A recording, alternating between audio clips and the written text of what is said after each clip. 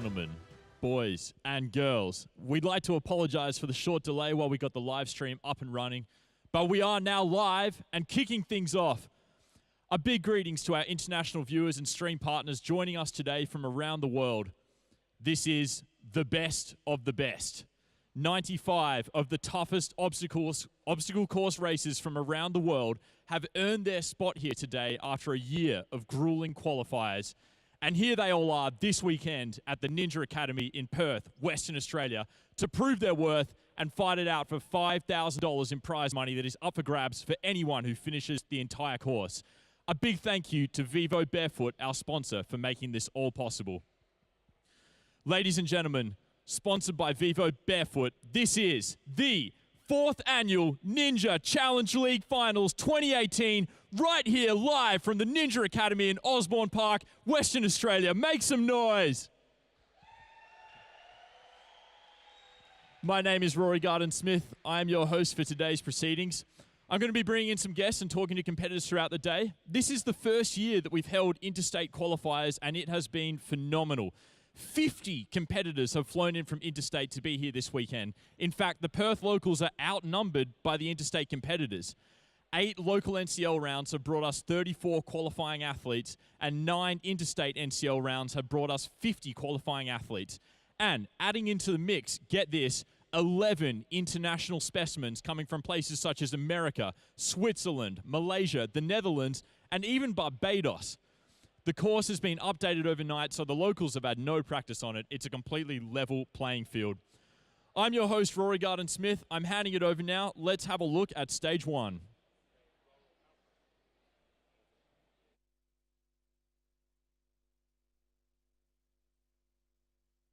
From step to step to get to the next platform. This is the spider slider. They have to use the spider walk to get onto the bar and then slide it along until they clear the blue tape and then keep going along the spider walk to reach the other side. The sloth pipes are cannonballs. They'll have to climb along the pipes, get onto the cannonballs in the ring to get to the next platform. The next obstacle is the peg way to heaven. They have to use the fixed pegs to get to the top where the metal pegs are and get the metal pegs to the red rectangle there before using the last fixed peg to get to the bottom. This is the tightrope rail. They'll have to walk along the rail, pick up the bar, walk it along and place it on the next little holds there and go under it or over it to get to the other side. This is the pendulum wheels. You swing from the ring to grab onto the pendulums, and then you can jump between the pendulums or reach in the pendulums to get to the other side using the ring to dismount. Second last obstacle, the devil steps to teeter monkey. You use the steps to get to the top 2 steps, go down, and then use the teeter monkey to get to the end as well, swinging along, not using your legs. And finally, you run up the warp wall, smash that buzzer, and have the best feeling you've ever had. Just taking on stage 1 today. We're going to be kicking things off very shortly with our first competitor, Kelsey Lea. So let's have a look now at our first 10 competitors.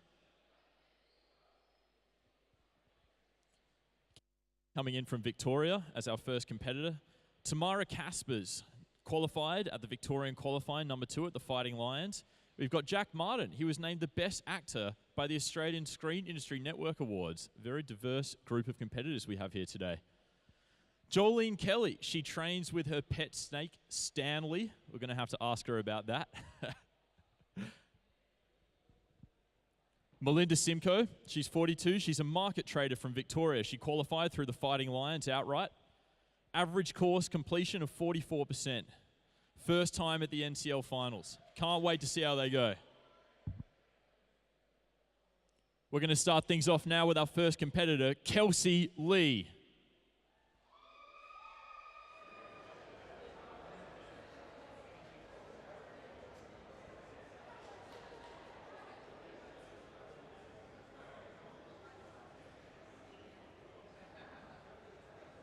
She's a gymnastics coach from Long Forest, Victoria. She's also the girlfriend of Ashlyn Herbert. If you've watched Australian Ninja Warrior, you'll be familiar. But she's qualified in her own right as well.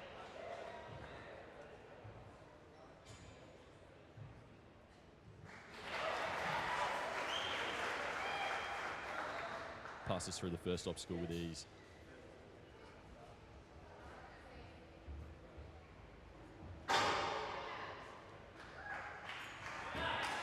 Effortlessly through the spider. Oh, it looks like her right foot just lost contact there. Sadly, she's come off on the spider slider. That's our first elimination for the day. Thank you, Kelsey Lea.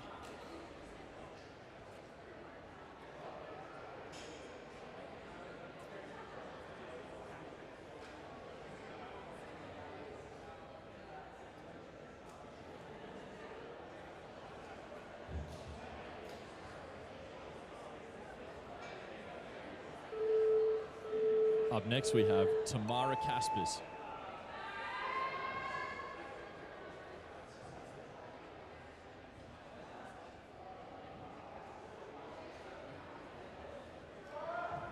She used the cautious approach. You'll note some competitors opt to just run through the whole thing. Can come back to bite you. Onto the slider. Careful now not to touch the sides. She's made it through.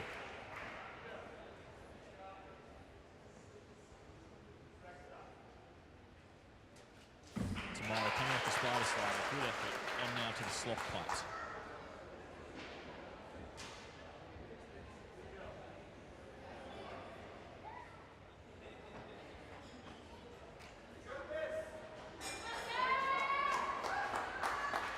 She's looking good, pretty relaxed here. She's made her way to the rings.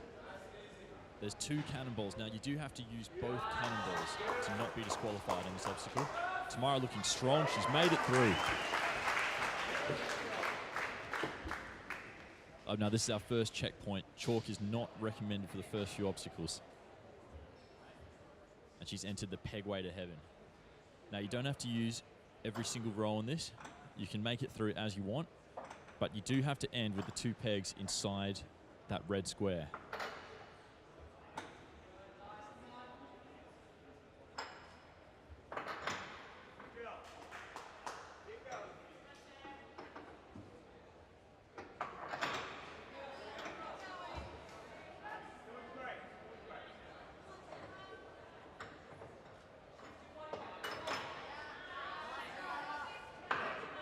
Oh, just came off on that left-hand dismount.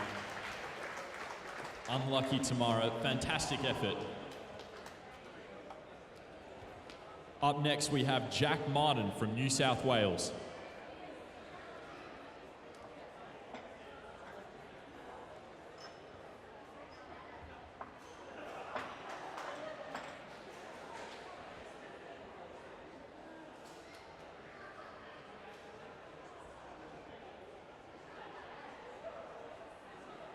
Jack Martin getting ready to take on the course.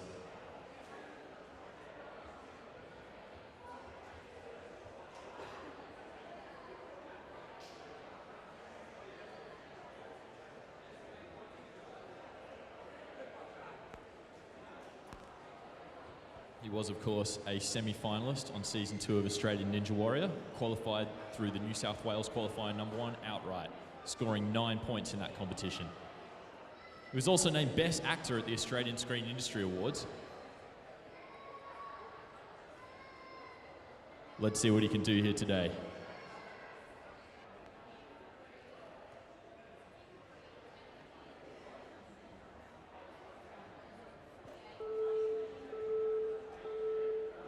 And Jack Martin is off.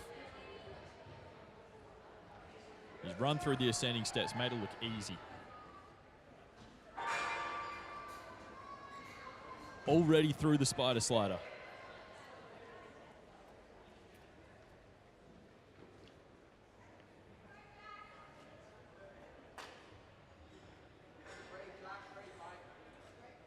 This boy means business.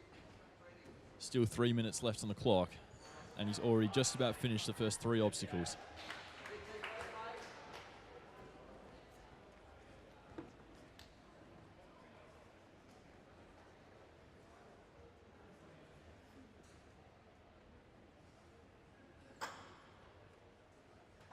All right, he's reached the pegs on the pegway to heaven. He's looking relaxed.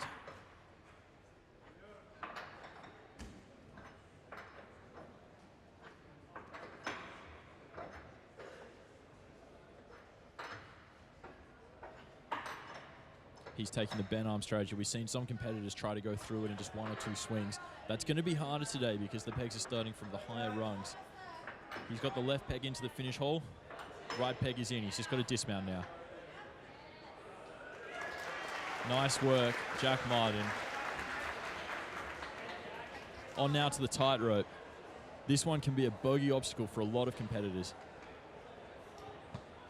We've seen a lot of the strongest competitors from around the world go off on balance-related obstacles. All right, what's Jack got today? He's coming in. He's slow and steady.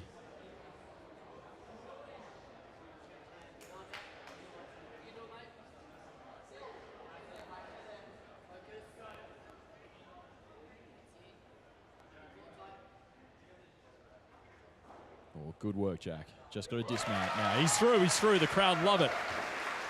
On now to the pendulum wheels. He's got 1 minute 20 left on the clock. 3 more obstacles. Building up a bit of momentum. He's made the transition. 2 more obstacles to go. 1 minute left on the clock. Come on, Jack. Let's get our first finisher.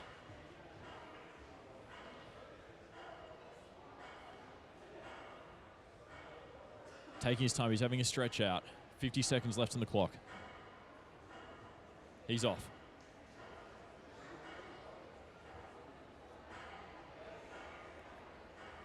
Up the devil steps. He's onto the transition to the teeter monkey. Swinging through. He's got to use the last rail. Come on, Jack. Figure it out. Come on. Good, smart. He's gone back. He's made it to, yep, through the last rail. He's got 20 seconds. Up the wall. Here we go. Jack Martin from New South Wales, our first finisher of the day. Congratulations, Jack.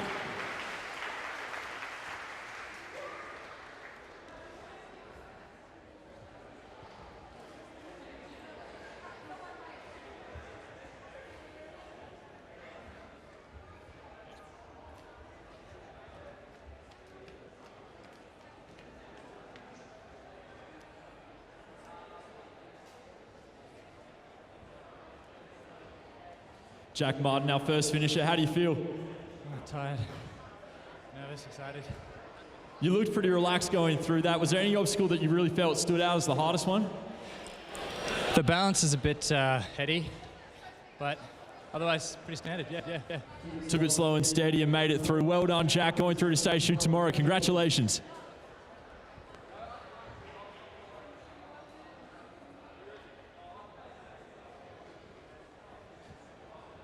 Up next, we have Leon Gantert. He's our 4th tallest ninja competing today. He's an exercise physiologist from New South Wales, nicknamed the Stick Ninja. Good luck, Leon. Here we go.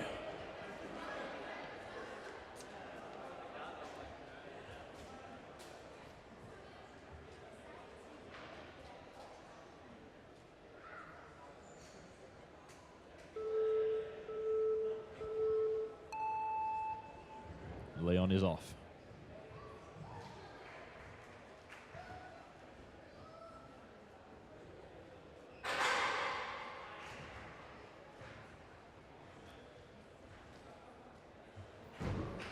Moving at a decent pace. He's through the steps, through the spider. Onto the sloth pipes. Not putting his legs on. A new approach. We haven't seen this yet today. This boy is going for pure speed right now. The Stick Ninja.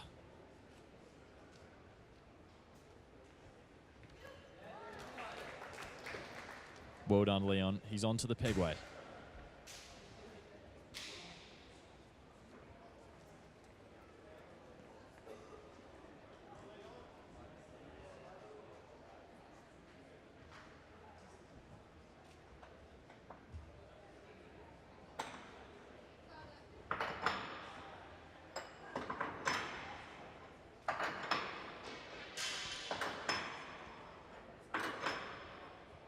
Bent arm approach. Slow and steady.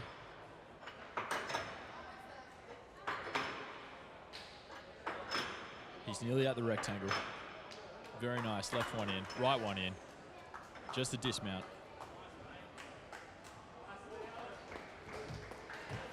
Great work from Leon. He's through the pegway to heaven. Onto the tightrope rail.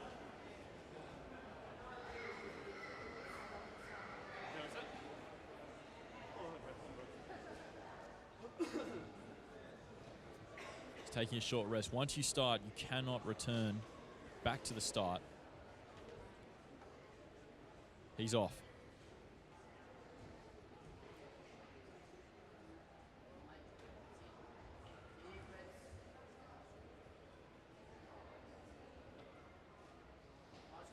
He's got the stick. Ooh, ooh. Come on, Leon. Ah. He just couldn't find it there. Leon Gantert from New South Wales coming off on the tightrope rail. I expect it's not going to be the only disqualification that we see on the tightrope rail today. Very unlucky, Leon.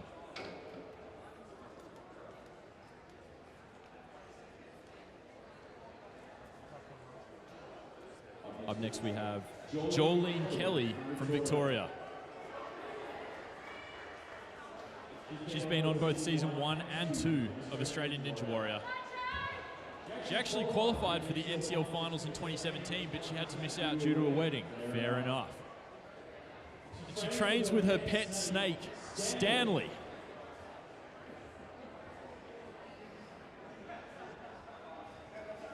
We're going to have to ask her about that.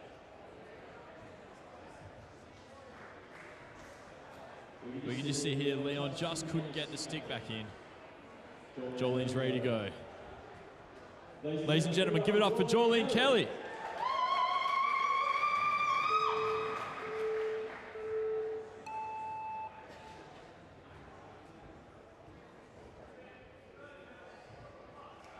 All red outfit, she's going to camouflage herself in with the course.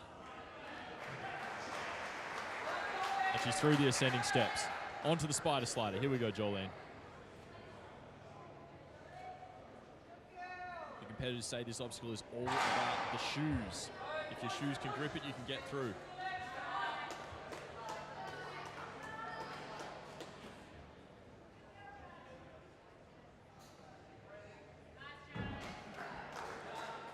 Great work from Jolene. She's through. She's onto the sloth pipes.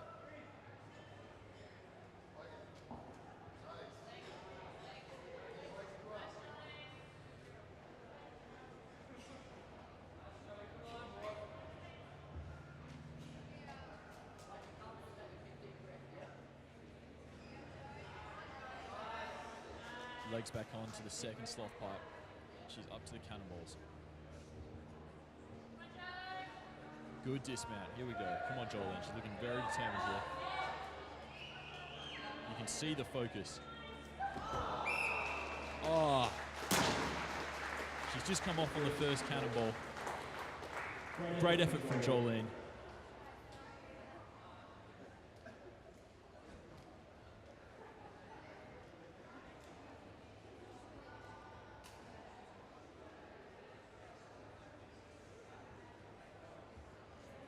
It's looking so far like we have a nice distribution of people failing on all sorts of obstacles. We know in the past, last year, we had a whole heap of people fail on just 1 or 2 obstacles.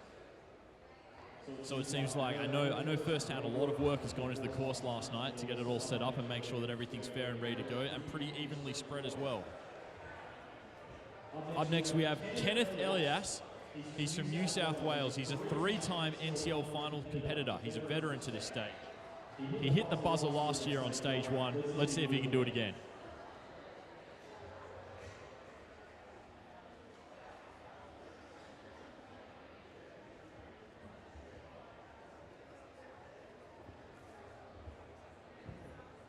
Ladies and gentlemen, Kenneth Elias.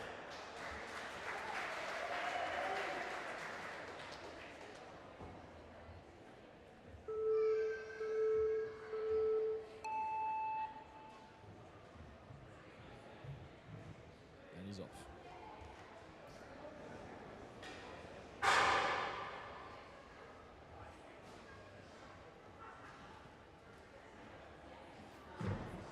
No one's had great difficulty with the spider slider so far, making it through that first transition. We're going to see perhaps some competitors later on.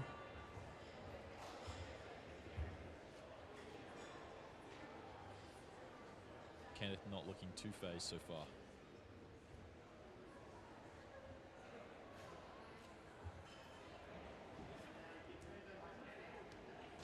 Through the cannonballs. Now you have to be careful on the cannonballs not to touch the metal parts that attach them to the ropes. The Commissioner Mark, who we're going to talk to in a bit, is very, very strict about this.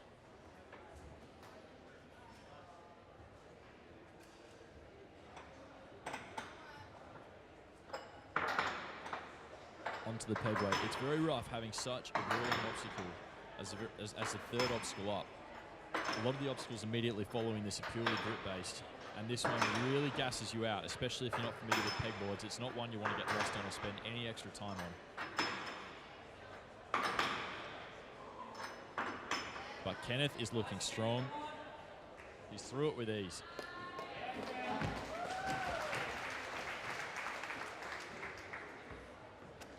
Racing through.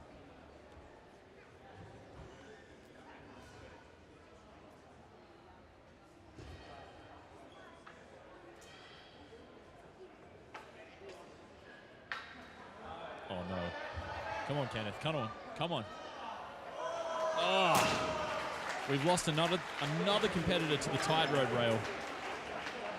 Great effort, Kenneth, getting that far so fast. That's the thing with the balance obstacles. They're very hard to train for unless you have rail setups, especially when it's a bogey one like this where you have to carry things to and from. A lot of competitors spending most of their time training the upper body. People forget about the legs, and the balance is a big part of this competition.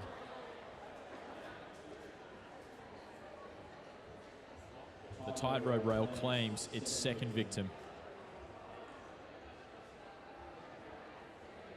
Up next, we have Sonja Dominik from New South Wales.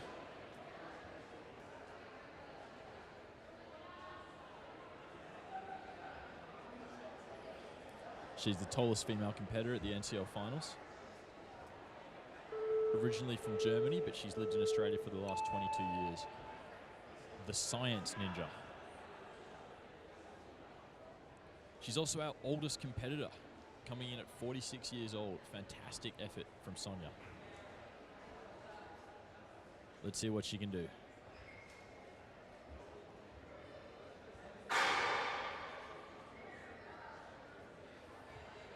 Shoes very close there to the DQ zone, but she's made it through.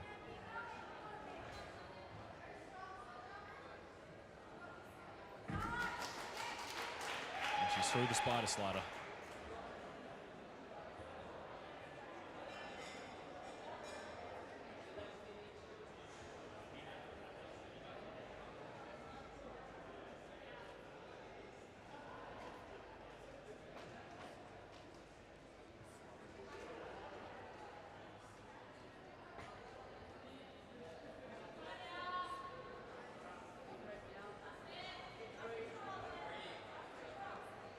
Slow and steady, she's just coming down.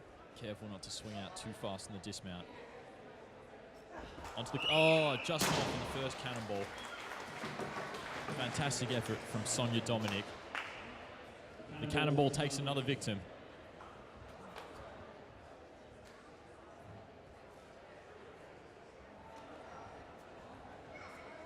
You can see there, you really need to get those fingers right through the thing so you can get the whole hand on it. And I think she just only had maybe one knuckle through. It just wasn't enough. Unlucky Sonja. Up next, we have Darren Clark from South Australia.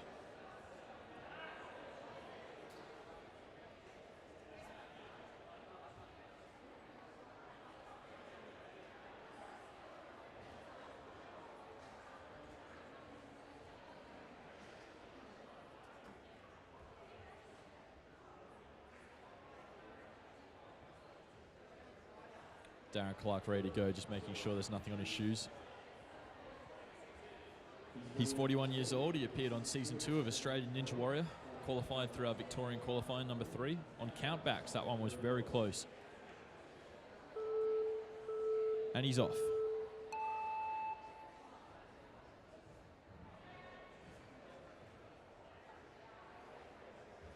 3.5 minutes is enough time if you just take it slow and steady and don't make any mistakes, but one setback and it's not going to be enough time. We saw our only competitor so far to make it through today, Jack, only had about 30 seconds left on the clock.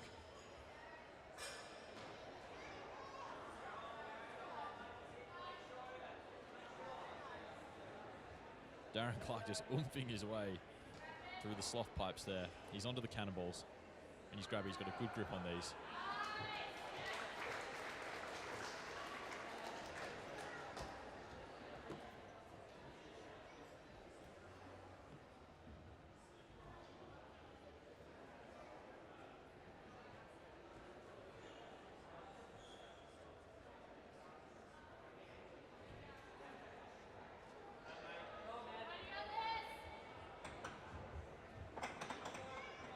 Made it to the moving pace.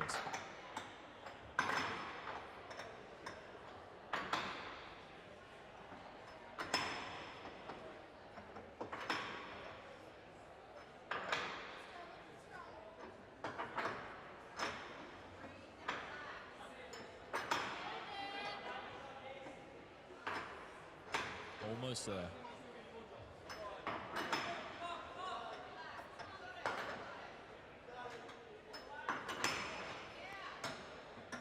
Great effort from Darren Clark. He's on now to the fixed pegs. Almost came down. Oh, he's through. With only 1:30 left on the clock. Will it be enough? He's got to get a move on here. He still has 4 more obstacles.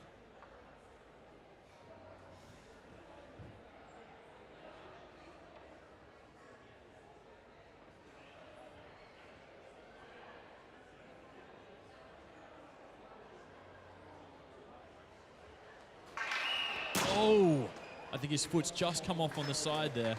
Better check that he's all right. Unlucky Darren Clark. Fantastic effort. Another victim to the tightrope rail. And we can see as he grabbed it, he just came off, tried to readjust with his foot, but his toes on his left foot slipped off and he came crashing down. It is a real tricky one. The last of our first 10 competitors up next, Melinda Simcoe. She's 42, she's from Victoria.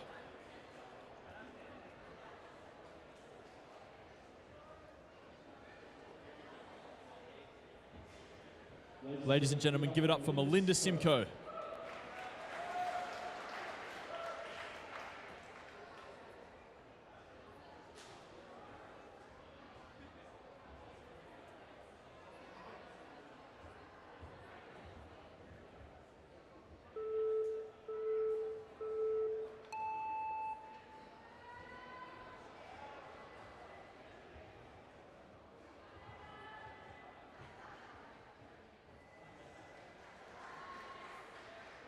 Through the ascending steps, she's onto the spider slider.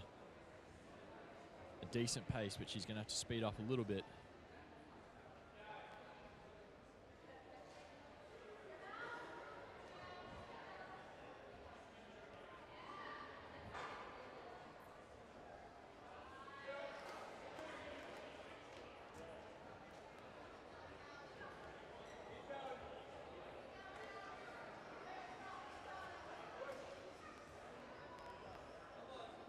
Slow and steady from Melinda, but she's losing a lot of time here on the spider slider.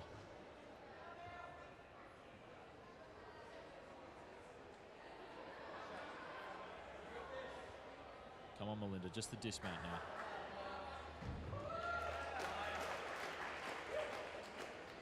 Uneasy dismount. She's through now to the pegway, to the sloth pipes. Only 2 minutes 20 left on the clock. She's really going to have to get a speed up here.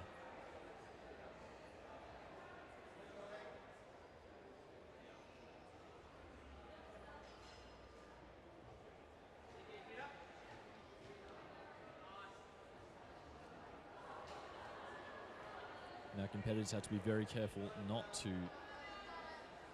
use those purple straps at all. You can't push off them, you can't hold them. Incidental touches are fine. If you brush against them, that's totally fine.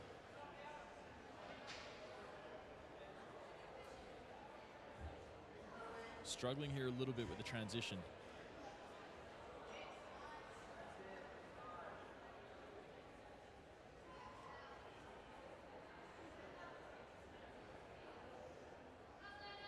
She's moving through, but it looks like the time here is not going to be enough.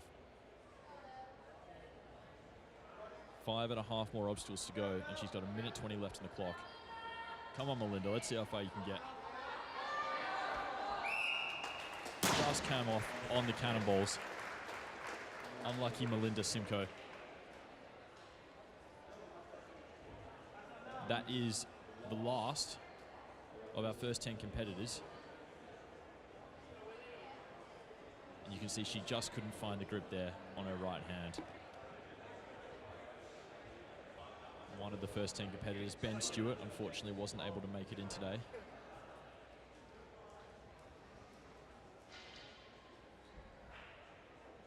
So coming through of our first 10 competitors, Jack Martin is the only finisher.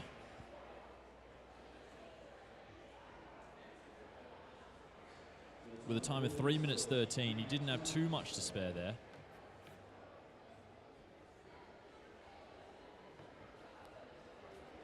You can see really the tightrope rail and the first cannonball claiming a lot of victims.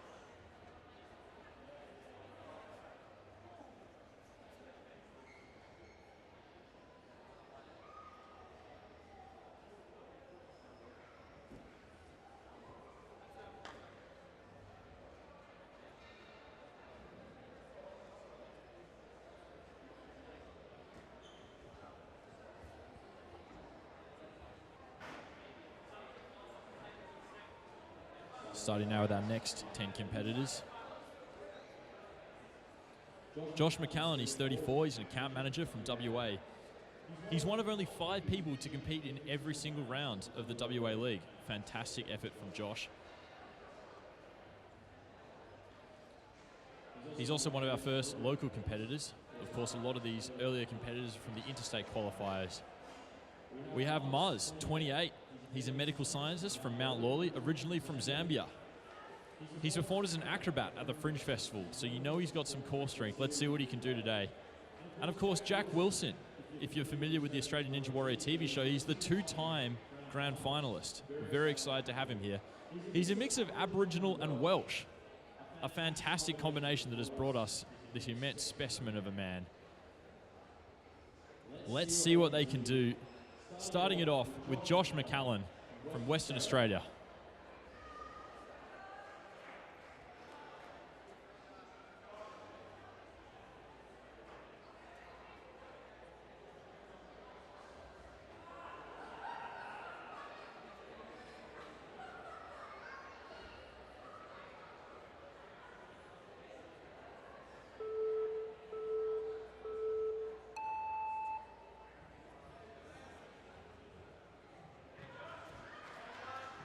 Our 11th competitor, Josh, is off. He's no stranger to this location, this course. He's competed in every single round of the WA League.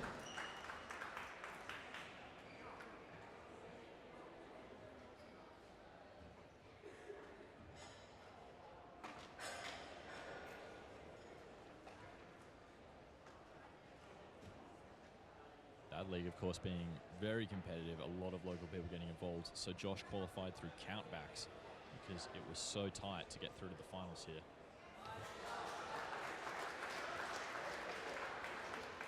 You can see he knows what he's doing. Through the cannonballs already. He's onto the pegway. He's got 2:40 left in the clock.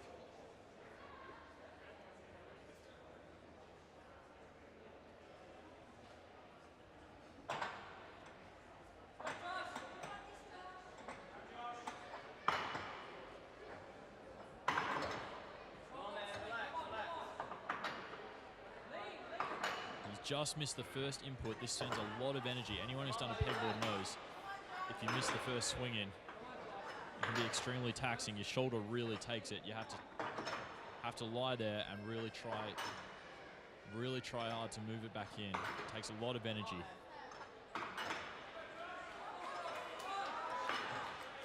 He's got the first one into the rectangle, second one in. Come on, Josh. Oh, he's just come off on the dismount. Unlucky Josh Mcallan. He made it through what you call the crux of the obstacle and just couldn't get past the ending. Well done, Josh.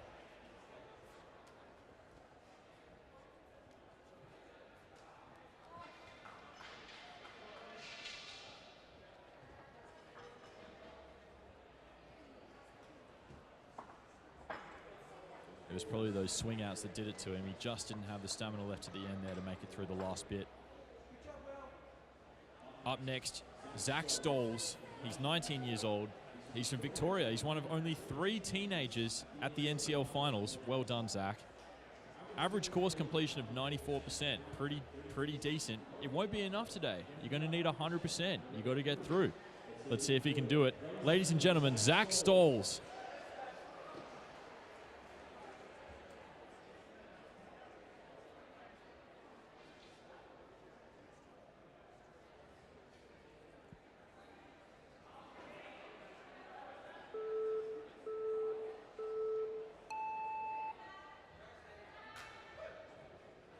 He's worn his fancy socks for the day.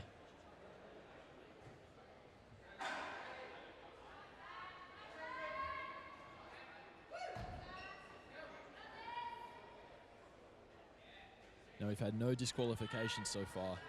It's always heartbreaking to see, especially for these competitors who have flown in, when you have a DQ based on rules or touching something that's out of bounds. It's worth noting all of the structural elements of the course, the metal works, they're all out of bounds. We've had competitors in the past lean against them and be disqualified. You never want to see that. Zak looking cruisy so far. He's putting on a clinic. A lot of pace on this boy.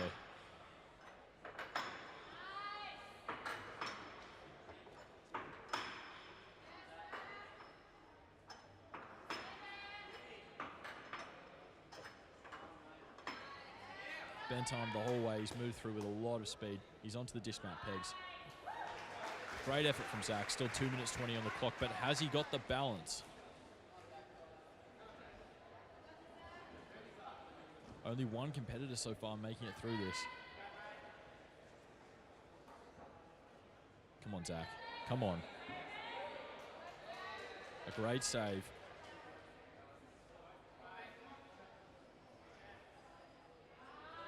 He's just got to dismount. Come on, Zak. Yes! The crowd loves it. He's through. Through to the pendulum wheels.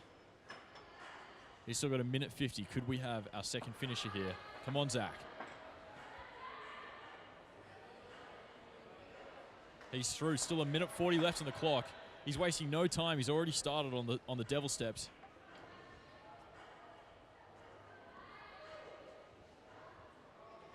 This boy is lightning through the transition.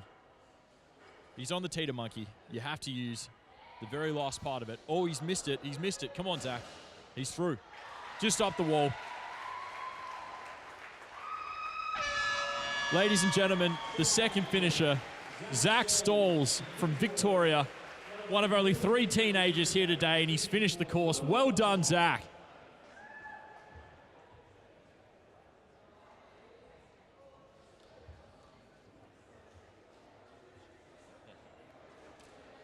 Zak Stolz, fantastic effort. How are you feeling? Good.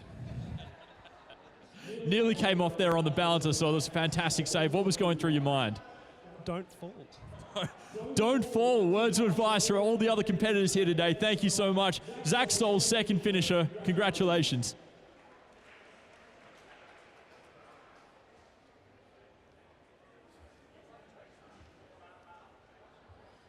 Up next, we have Joanna Taylor from New South Wales, nicknamed the Galaxy Ninja.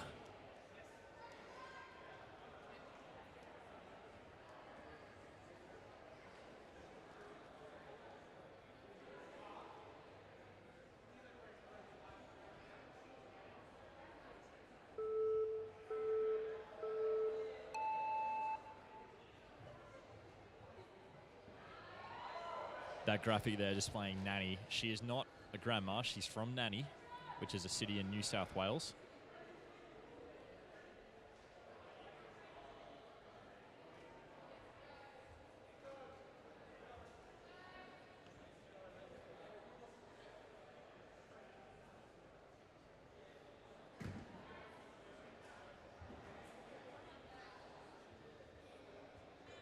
I apologize. I've been informed she is a nanny, as in a babysitter, from Rosebery in New South Wales. My mistake, Joanna. Looking comfy so far. She's through the spider slider onto the sloth pipes.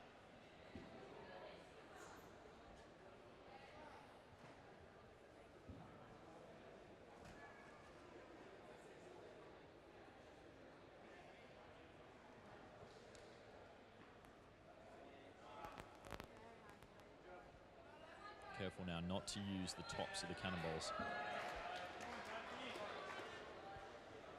Just needs to find that swing for the dismount, and she's found it safely through.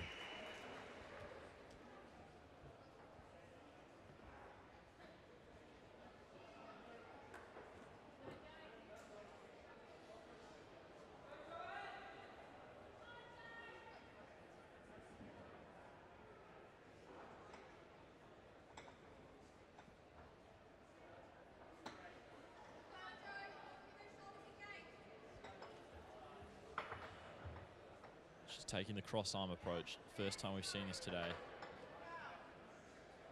It can be very fast, but you have to be precise. If you miss it going this way, it can be extremely costly.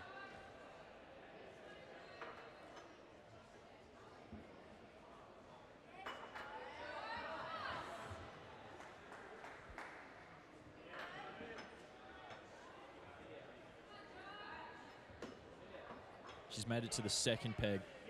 Both are in. She just needs to dismount now, make it through the fixed pegs. Come on, Joanna. Ah, just ran out of stamina there. A great effort from Joanna Taylor. And the pegboard claims another.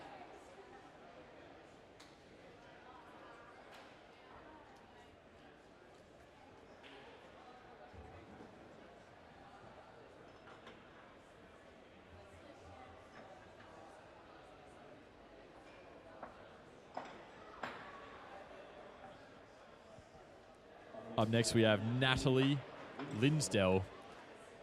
She's from Victoria. She loves cats and unicorns, and she has a background in competitive cheerleading.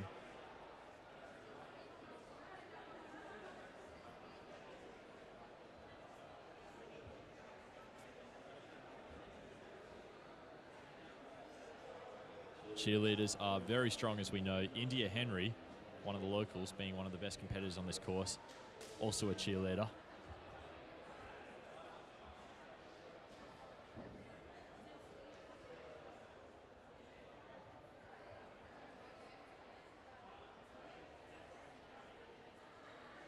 Loving the outfit. Good luck, Natalie Linsdell.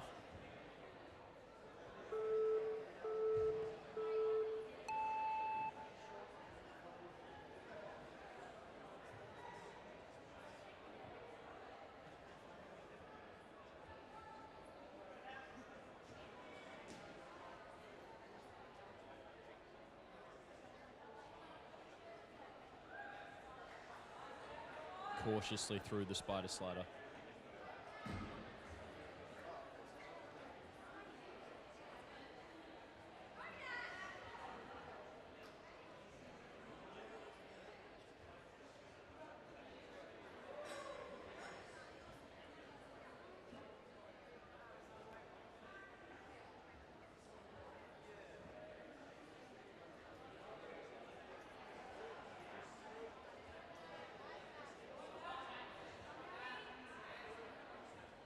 She's onto the cannonballs. Come on, Nat.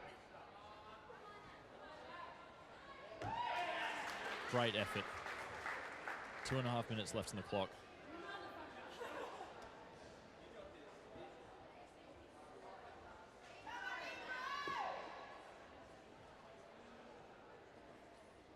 So far, only 2 competitors out of 14 have finished the course.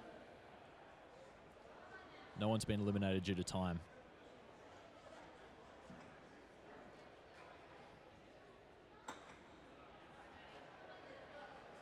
All right, let's see what she's got.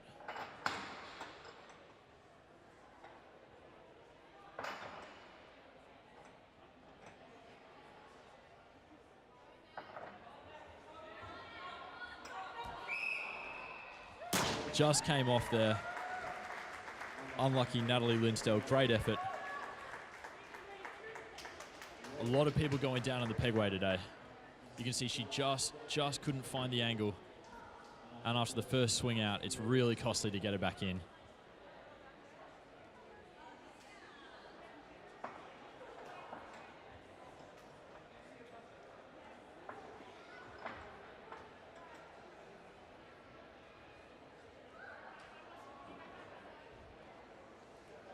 Up next, we have Muzala Makeche, one of the locals.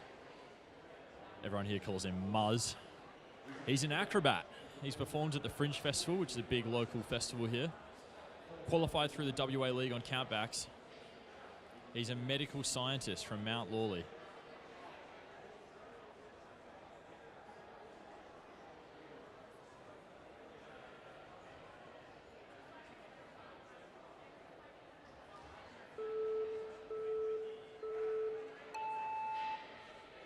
And Muzz is off.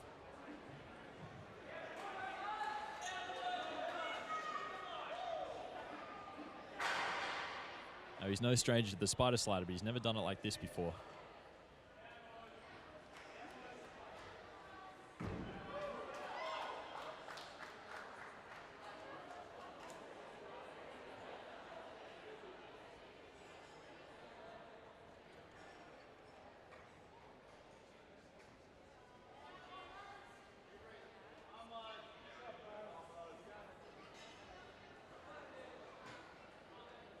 Coming through the sloth pipe dismount. He's got to turn around now and get on these cannonballs. Good effort from Mars. He's found them. And he's through. He's on to the pegway to heaven.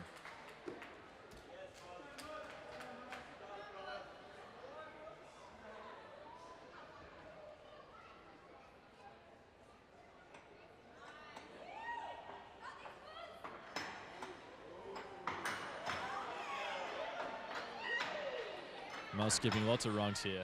Some cheers from the crowd coming up.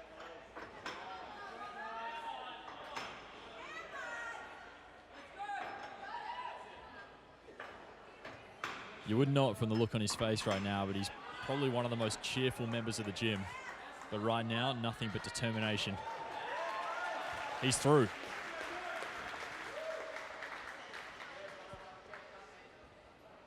Wasting no time now, straight onto the tightrope rail.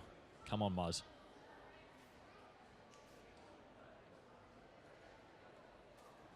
He's an acrobat, so you know he's got some balance. But will it be enough? Come on, Muzz. Ooh. The tightrope rail claims another. Muzz just coming off there about halfway through.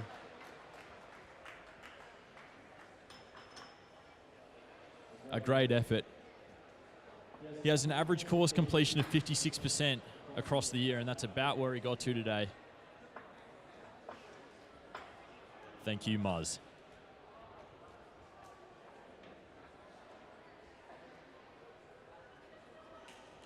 Up next, we have Jack Wilson. He's 26 years old. He's a calisthenics athlete from Mount Isa in Queensland, a mixture of Aboriginal and Welsh, known as, are you ready? The Deadly Ninja.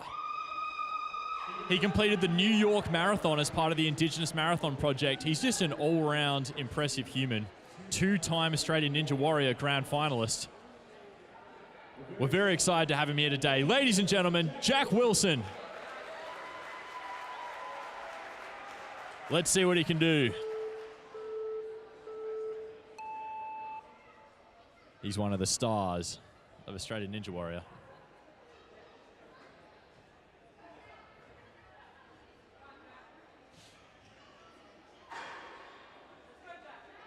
And you'd put him in as a favorite today.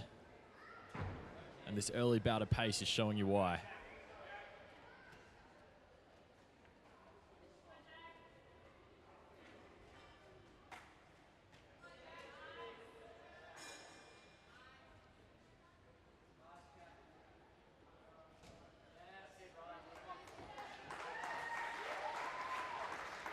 Jack threw the sloth pipe to cannonballs very quickly. He's got 2 minutes 50 left on the clock.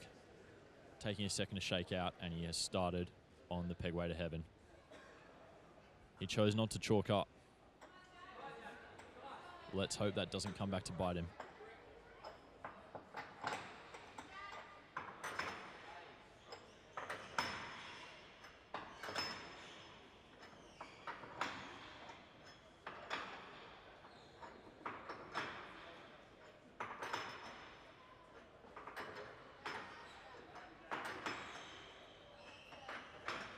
Bentham approach. Very confident. And he's through the pegway. 2 minutes left on the clock. We want to see more people getting through the balance obstacles. This is the tightrope rail. Come on, Jack. You can do this.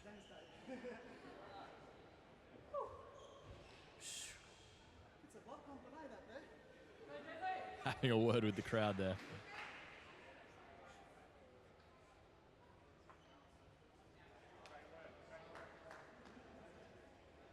Yes. Taking his time. Come on, Jack. And he's found the placement.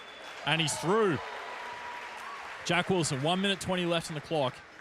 He's up to the pendulum wheels. Still opting not to chalk up.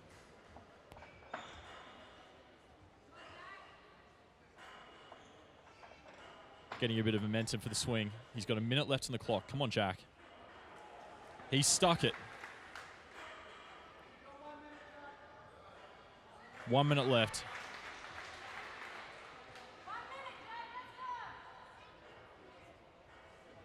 Onto the devil steps. Let's go, Jack. 2 more obstacles to go. Come on.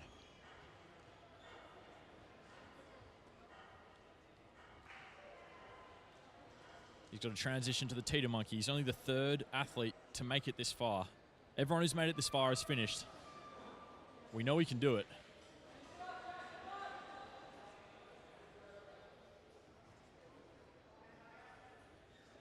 .20 seconds left on the clock.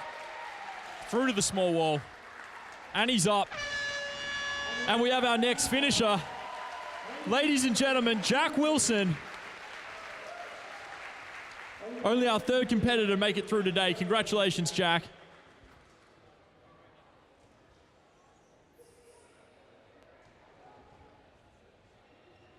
A great effort from Jack Wilson. Jack, you're through to stage 2 tomorrow. How are you feeling? Yeah, feeling excellent. Bit of pressure coming in there. Just stayed cool. You just got to maintain the breathing, enjoy the crowd, acknowledge everyone that's here, and just have fun with it. What a fantastic attitude. Jack, I noticed that you didn't use chalk. Why is that? I honestly didn't know that you could use chalk. I thought that was part of the regulations, but anyway, Doesn't need it, doesn't need it. Yeah, well, that's exactly it. I think you just got to go on with the mindset. Don't really let too many factors get to you mentally, and you'll have fun out there, chalk or not. Jack Wilson, thank you so much. We'll, of course, be seeing you at stage 2 tomorrow. Jack giving some pointers there on the mental game that it takes to get through. Nearly ran out of time, but he made it through. Up next, we have Matt Filippi from Queensland. He's a personal trainer. He's been on, are you ready for this? Not just season 2 of Australian Ninja Warrior, but also Big Brother.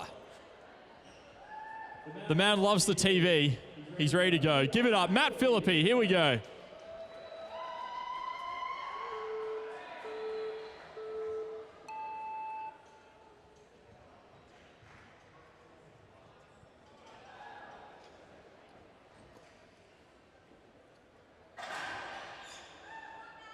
Foot nearly touching the side of the slider mudder there.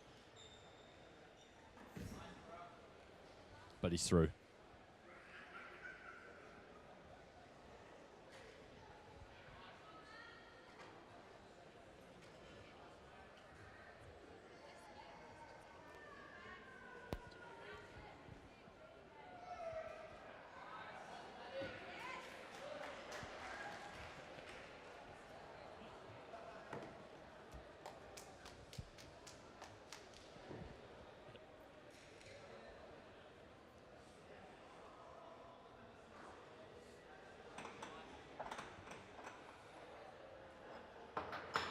Matt Filippi moving with a bit of pace.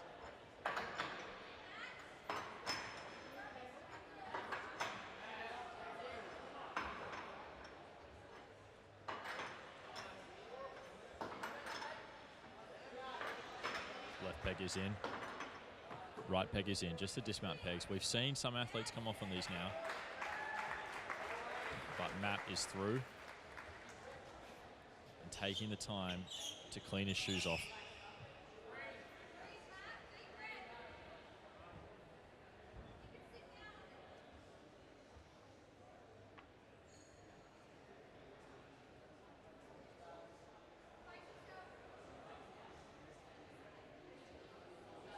Come on, Matt. He's got the stick.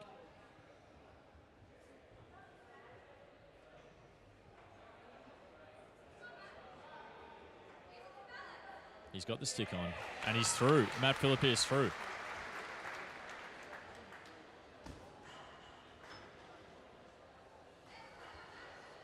Wasting no time. Big swing. He's on the pendulum wheels. He's made it through.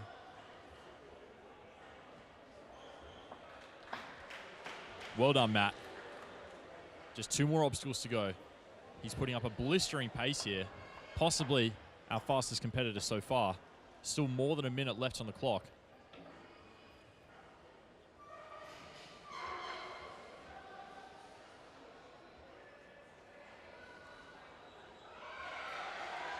Matt Filippi straight through. He's up the wall with 48 seconds left. Matt Filippi, our fastest finisher so far. Congratulations, Matt, coming out of Queensland.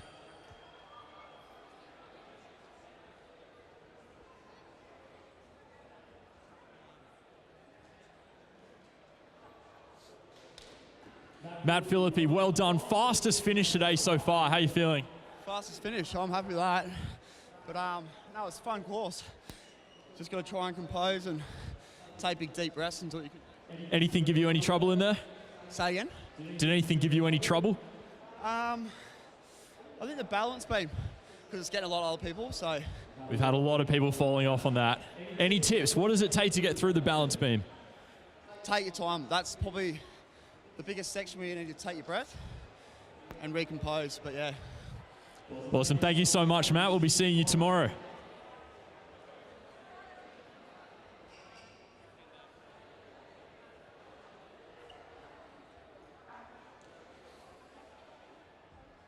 Matt Filippi, our 4th finisher of the day. And up next we have Thomas Hantun. He's an architectural draftsman from Queensland. Qualified at the Queensland qualifying #1 on countbacks. Also placed #3 at the Byron Bay qualifier. Good luck, Thomas Hantun. Here we go.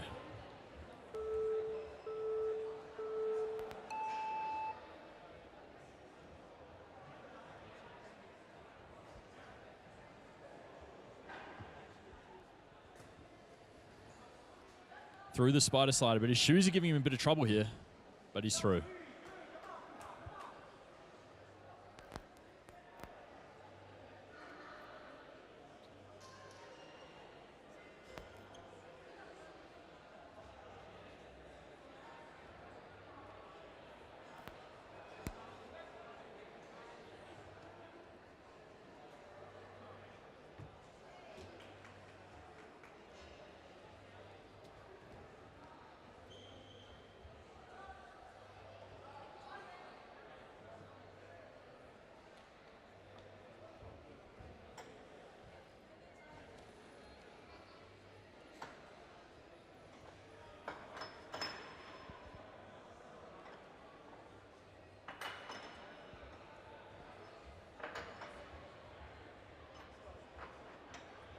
Staying very close to the pegs.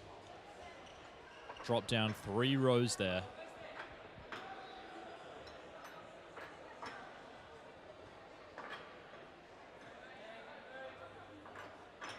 Great effort so far from Thomas. And he's made it through the pegway to heaven. Onto the tightrope rail. We want to see more people getting through this. We heard from Matt, you just need to go slowly, you need to breathe, take your time with it.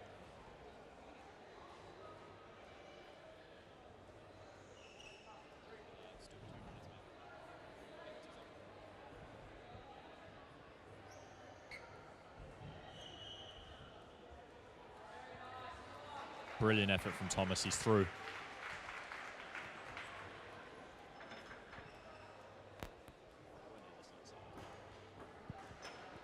He's made it onto the pendulum wheel. He should be good from here. Rory's just had to duck off for a little bit, so the commissioner himself will be taken over for a little bit. Oh, no! Oh, wow, that's the first time someone's fallen there. He's got to be devastated. That's tough.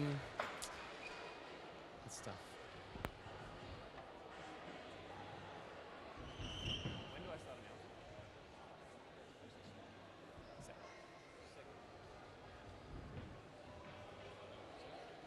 now? That was number 18.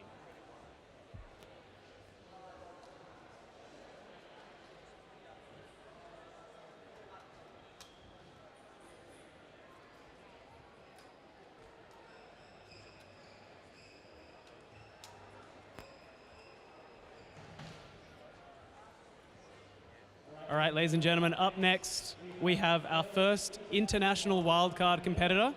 His name is Joel Mattli. He's 24 years old. He's a student from Zurich in Switzerland. He's appeared on Ninja Warrior Germany, Team Ninja Warrior Germany, and Ninja Warrior Switzerland. He was recently stung by a toxic sea urchin on his hand. It could affect his performance. Let's give him a big round of applause. Joel Mattli, everyone.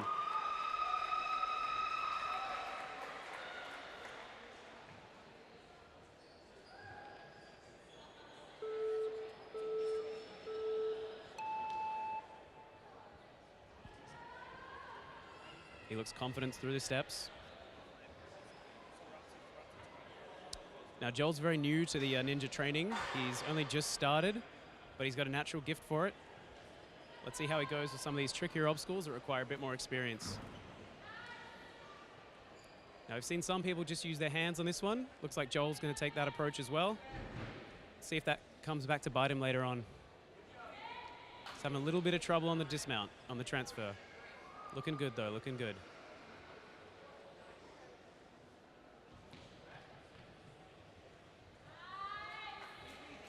Very confident through the cannonballs. Let's see how he'll go on the pegboard. This has proved harder than people have thought. He's taking a little rest there, not a bad idea. Opting not to use chalk, we'll see if that affects him.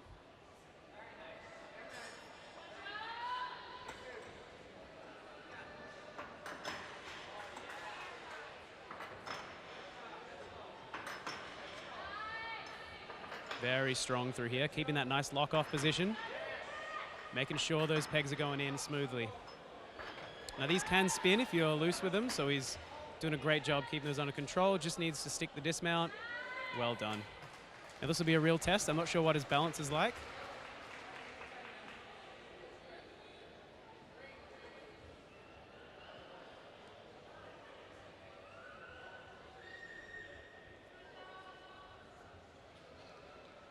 Gets the stick in one hand. It's an approach we've seen some people take. Will we go up or low on this one? Oh.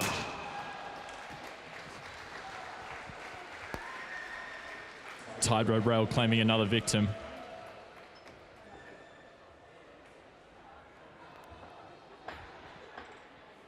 He was nearly there, just couldn't find the angle.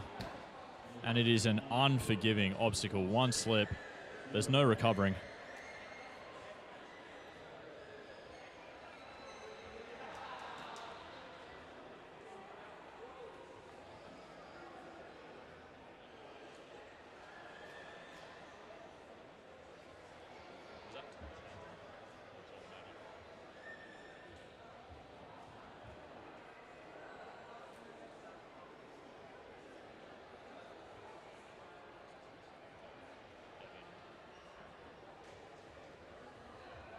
Up next we have Evan Papalexopoulos from New South Wales.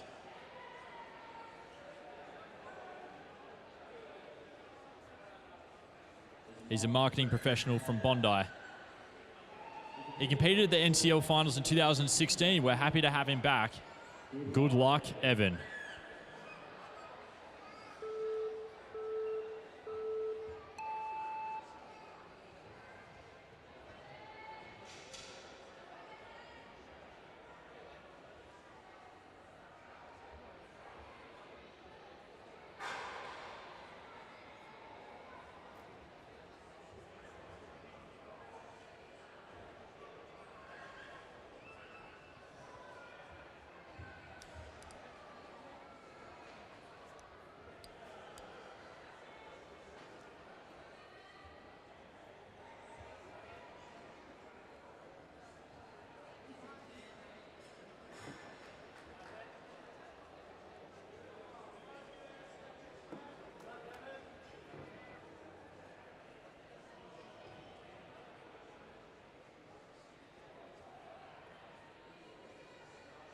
just getting a little bit lost there in the pegboard, and he's ended up facing the other way. Looks like he's really struggling here to just find that first position. Is that going to come back and cost him? We know this is not an obstacle you want to be spending any extra time on than necessary.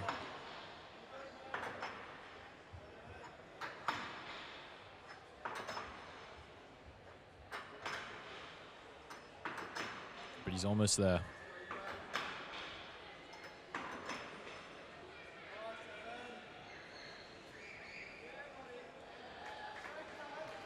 And he's made it through. But only 1:50 left on the clock. He can't afford now to spend any more time waiting. He's got to keep moving. Onto the tightrope rail.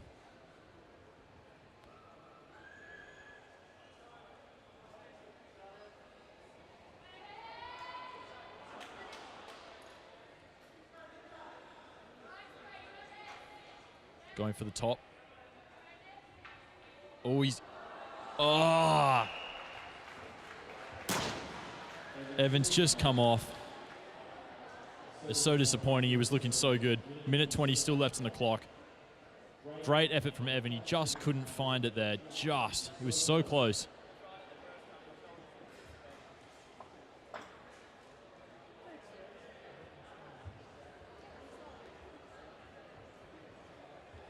That's the end of our second lot of 10.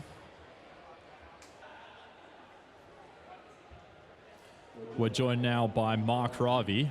He's known as the commissioner of the NCL. Mark, my first question for you is, what is the commissioner? Well, look, I've always been a big basketball fan growing up, so when it came time to name the head of the league, I was like, got to be the commissioner, keep it with the NBA. All right, Mark. Now, in previous years, we've seen a whole heap of athletes just coming off on one or two really killer obstacles. Today, that obstacle is looking like the rails. What's coming up tomorrow? Is there an absolute killer obstacle in stage 2, do you think? Well, last year we had the circuit board that took out 24 out of 28 competitors. We try to space it out a little bit more this year. You never know what's going to take people out. So, especially on the balance obstacles, where it's almost like you can train so much for them and then just one slip. The nerves definitely play a big role. There's balance outside of competition, there's balance in competition. Completely different, and I think we're seeing that here today. Now, in previous years, we have never, ever seen a finisher. We've only had one person, in fact, finish stage 2. That competitor, of course, being Josh McMurray, who we're going to hear from later today when he takes on stage 1. Are we going to see a finisher this year? Everyone wants to know it. It's the question on everyone's lips. Are we going to see someone finish the entire course? I mean, that's a big call. But you know what? We got an incredible group of athletes here today. I think if it's going to happen, this is the year it's going to happen. If anyone in the world can do it, they're likely here today. I think that's what Mark is trying to say. Thank you for joining us, Mark.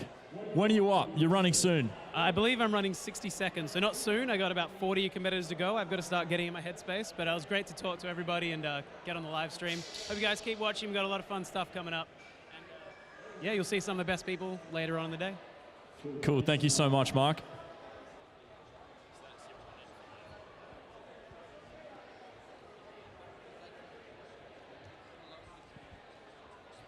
And we had a few finishers in that group of 10. Zak Stolz finishing, Jack Wilson, and Matt Filippi.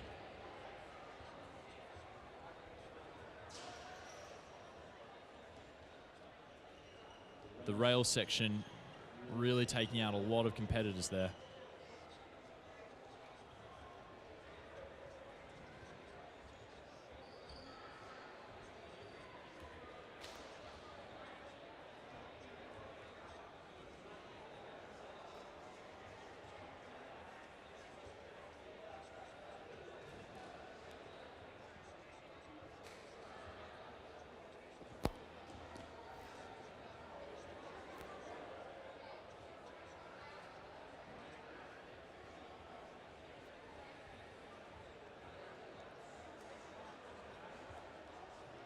Moving on shortly to our next group of 10.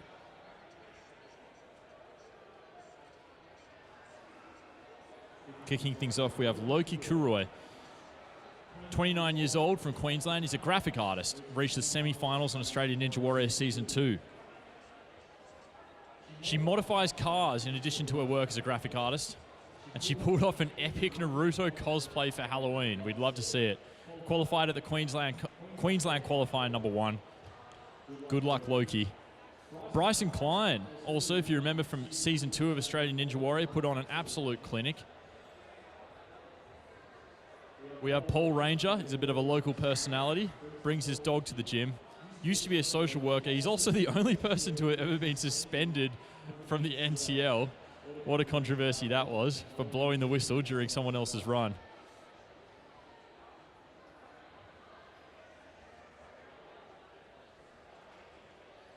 Good luck to our next group of 10. We're going to kick things off with Loki. Ladies and gentlemen, Loki Kuroi.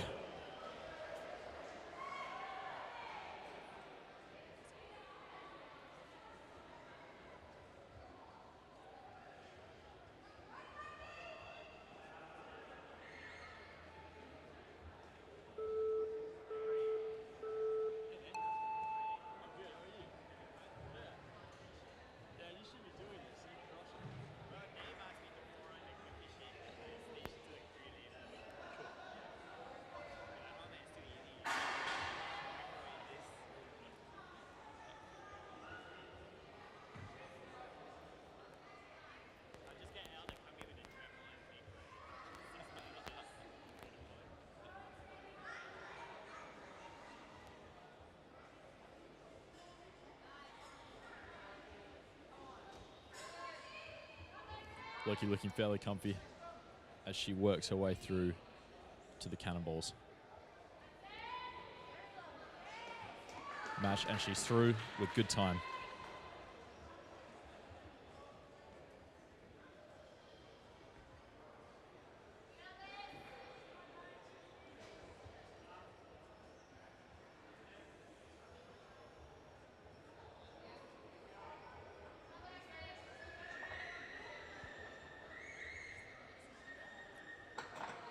One hand on the moving peg. She's got the other hand across. She's going to have to get a bit of a move on here. Ooh.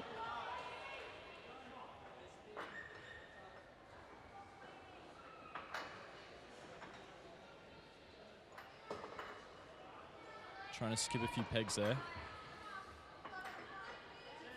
Just struggling with those left-hand inserts.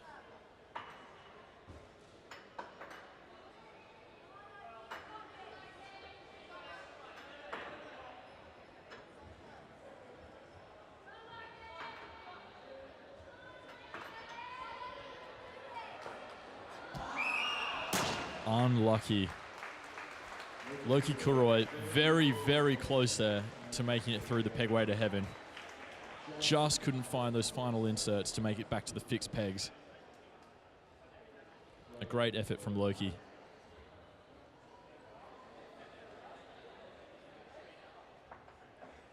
That right hand grip just slipping off. If you've never been on a pegboard, it's probably not obvious, but those pegs can spin. Once they're in, they don't necessarily just stay still, they spin around. It's very difficult.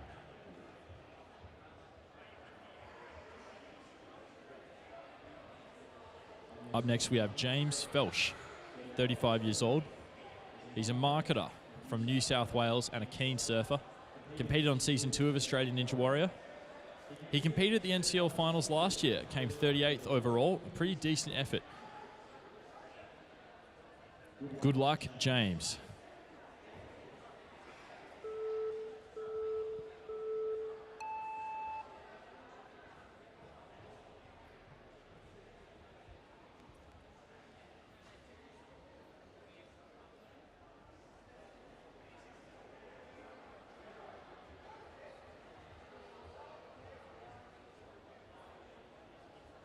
Just almost out of bounds there with his feet, but he's just made it through. No whistles from the commissioner, so we know he's all right.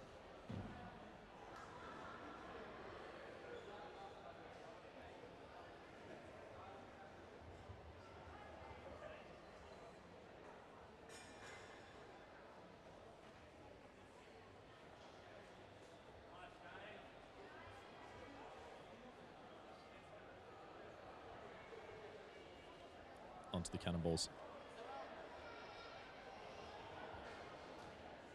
Struggling a little bit there with his right hand to find the spot, but he's found it.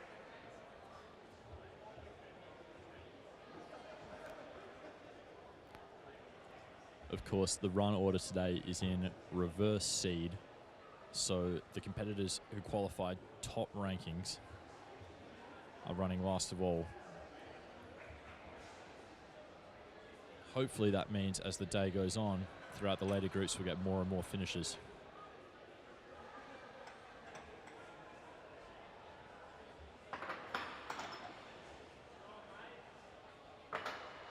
Only 4 people so far through to stage 2 tomorrow.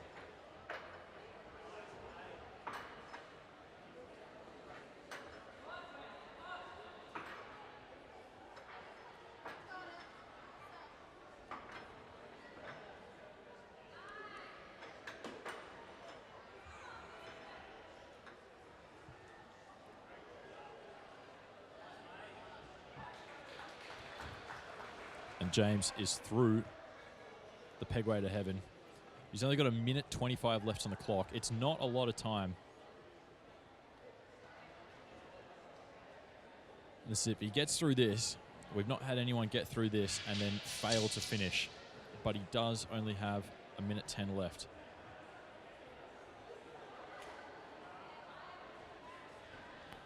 He's got the stick. Come on, James. Very nice.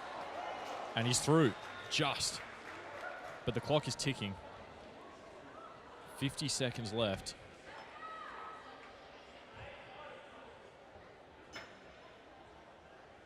It's going to be tight.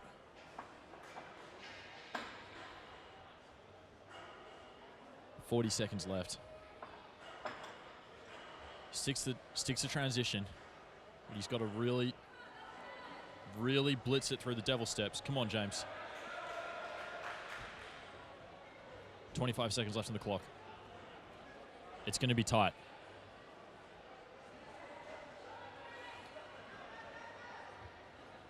.15 seconds. He's onto the transition. Oh, he's just come off. James Felsch so close there.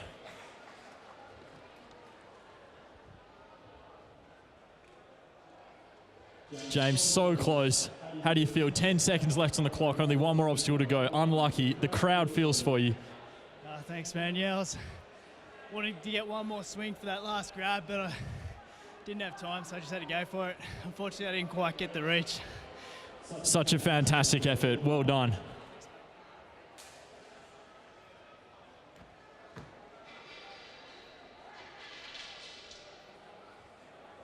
Incredibly close. And that is our first athlete to make it through the tightrope rail to then not finish the course.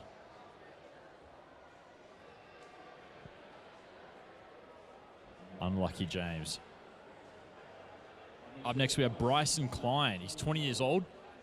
He was the runner-up on season 2 of Australian Ninja Warrior. Fantastic effort. Qualified at the New South Wales qualifier number 2. Now we know this guy is quick. If you've seen him on TV, you know he's got the pace. Let's see if we can bring it today. Ladies and gentlemen, Bryson Klein.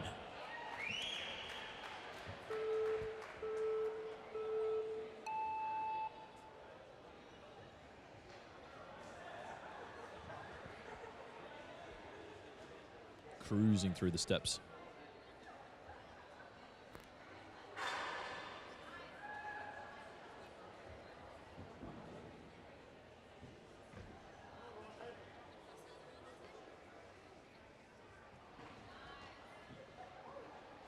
Not bothering to get his legs up. He's all about the pace, Bryson. Absolutely unfazed, and he's through the cannonballs onto the pegway.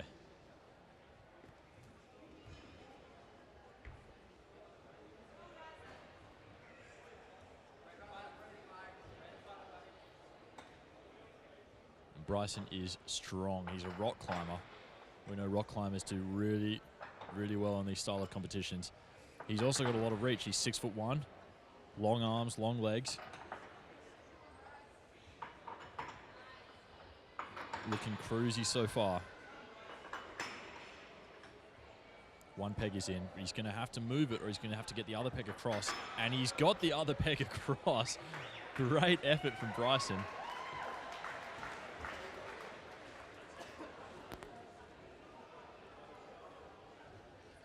Onto the tightrope rail, putting up an absolute clinic of a time.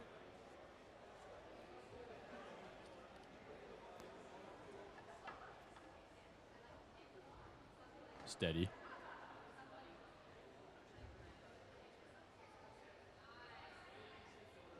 Bryson through with ease.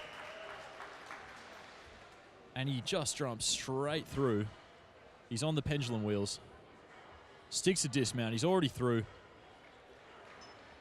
This could be our fastest time of the day.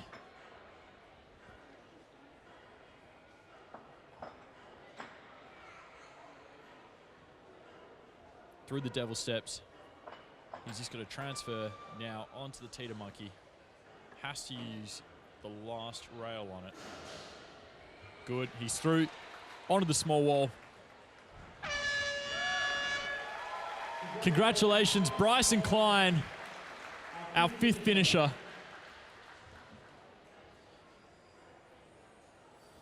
What a time as well, finishing with 1:09 left on the clock.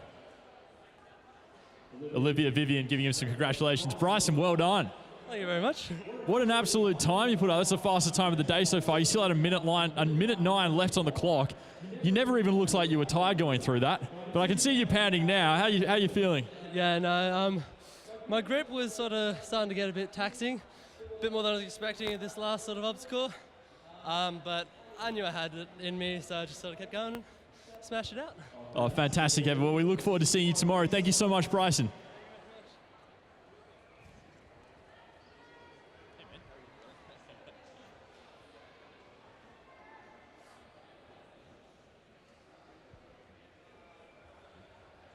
Bryson Klein being our 5th competitor to cruise through to stage 2 tomorrow. Up next we have Celeste Dixon, 33 years old. She's a barista from South Australia, former national gymnast. Nicknamed the Aerial Ninja, one of only 6 women to conquer the Wart Wall on Australian Ninja Warrior. Fantastic effort. Good luck, Celeste Dixon. Here we go.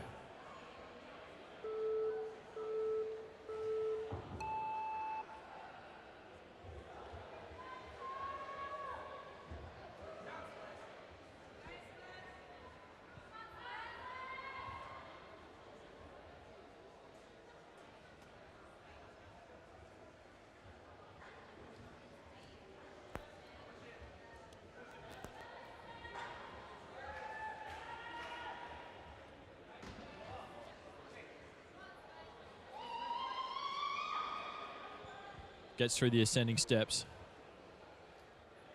But the clock is ticking. She's onto the spider slider. Through and onto the sloth pipes.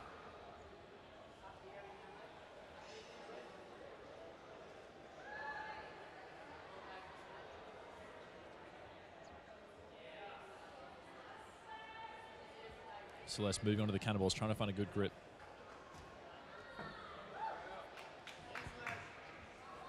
Great effort, chalking up, and she's on to the pegway to heaven.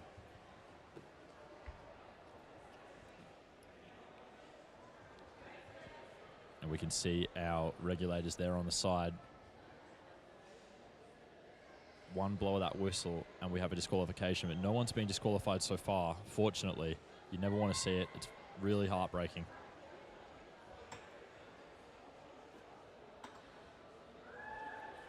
Celeste looking comfortable. She's going to need to speed up a bit.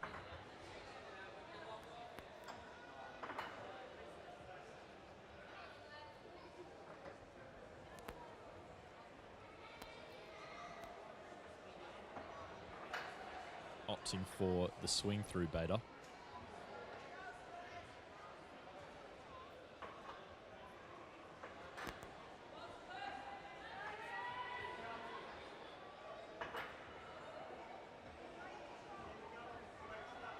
Controlling her breathing and moving cautiously, but I worry that the time is going to come back to bite her here.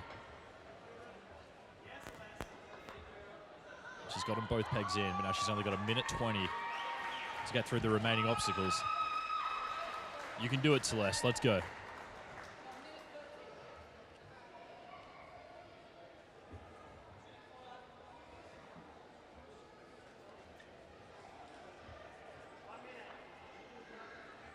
Under a minute to go now.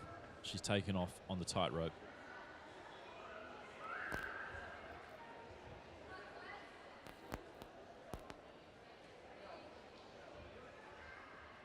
Having a little bit of trouble with the balance, but she's getting through.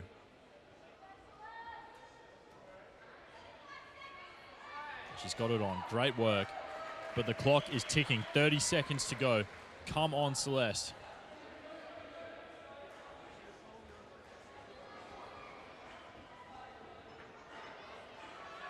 Oh, just comes off on the dismount.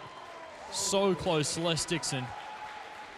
Fantastic effort from the aerial ninja, Celeste Dixon. Well done.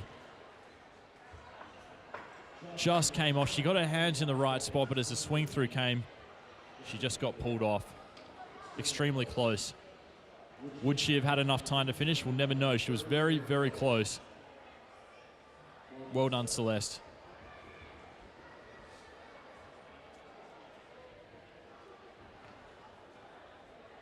She finished 44th overall last year. We'll have to see where she finishes this year.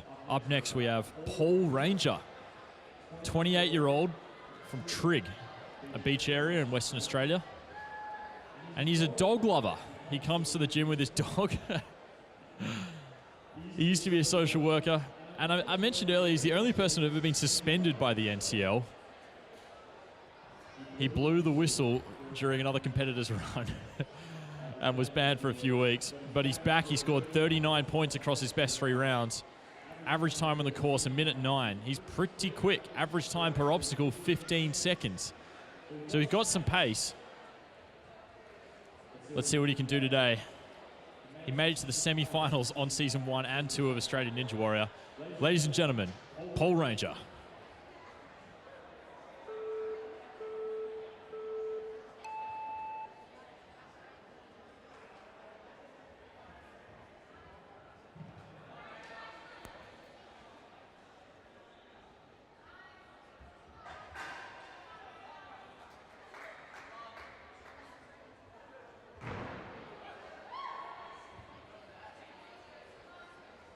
This boy has a lot of personality. If you know him personally, he's a bit of a goofball around the gym. But he is strong. He's strong, he's fit, he's got some cardio. Ooh, he just grabbed the top there. It hasn't been called. He's moving through. But just struggling to control himself in the dismount, and he's found it.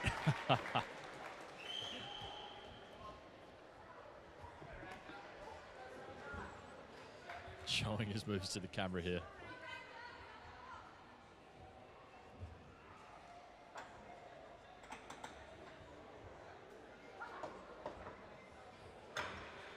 Skipping a ton of rungs, going through the pegboard in just 3 big swings here. A great effort. Oh, he hasn't put the peg back in. And he's been disqualified.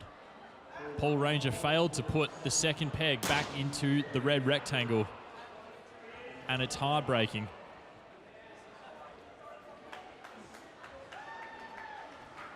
Well, we never want to see that. Just pulling through there instead of inserting it in. Unfortunately, the rules were very clear on that. Unlucky Paul Ranger. He may have had his headphones in when the rules were read out.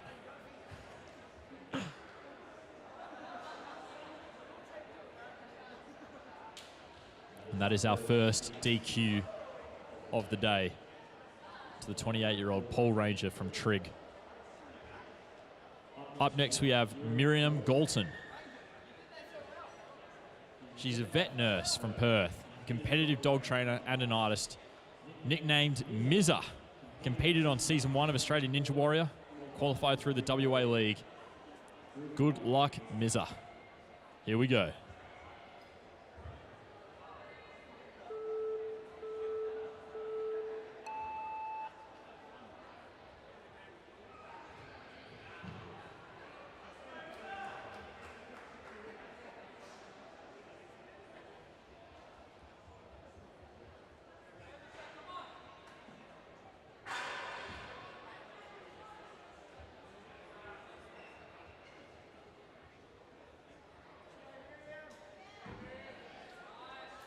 cruising through the first 2 obstacles.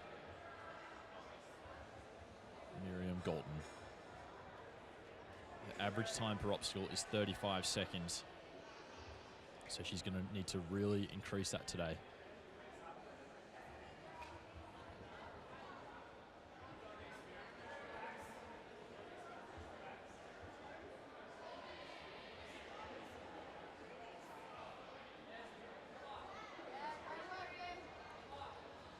Onto the cannonballs, just trying to find a spot for her hand there. She's found the match, and she's through. Mizza is almost dismounted, and she's through and up to the pegway to heaven.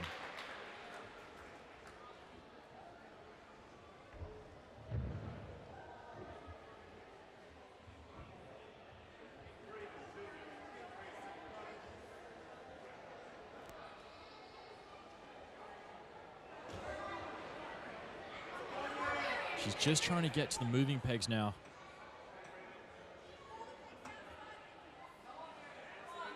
And she's a little bit stuck here. She's got to work out her hand placement, because if she's going for the pull through, okay, she's managed to pull it through.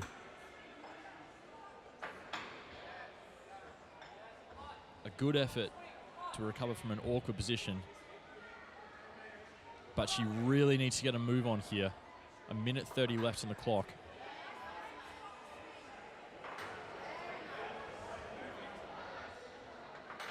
A great effort from Miz. She's got 1 in. Just finds the second. It's almost in. Oh, and her grips just come out. Miriam Gaulton, the vet nurse from WA, comes off on the pegway to heaven. Just couldn't find the placement there.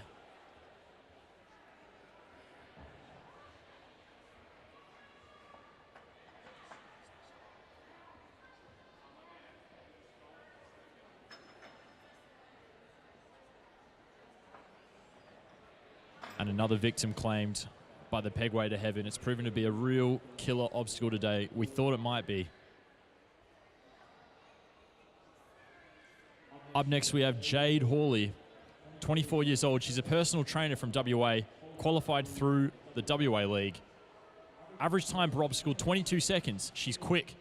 Average time on the course, 15 seconds. Average course completion, 41%. So she's going to need to bump those numbers up a lot today. But she's in the zone. She's looking ready. Ladies and gentlemen, Jade Hawley.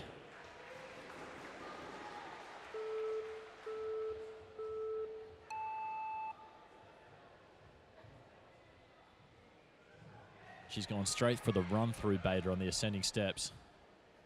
She knows she needs to be really quick here. We've not had a female finisher yet, but we would love to see one. Wasting no time on the spider slider.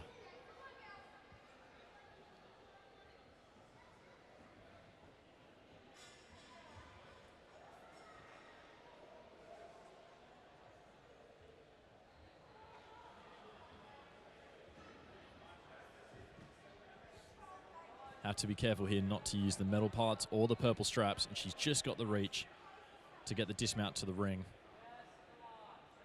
She is strong. Onto the cannonballs.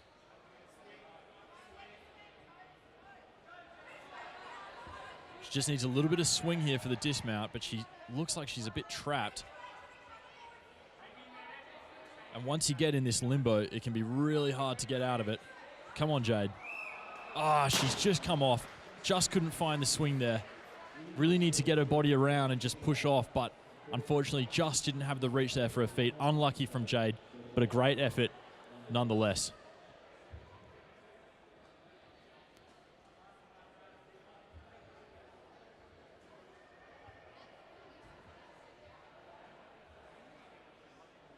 Up next, we have Lisa Parks.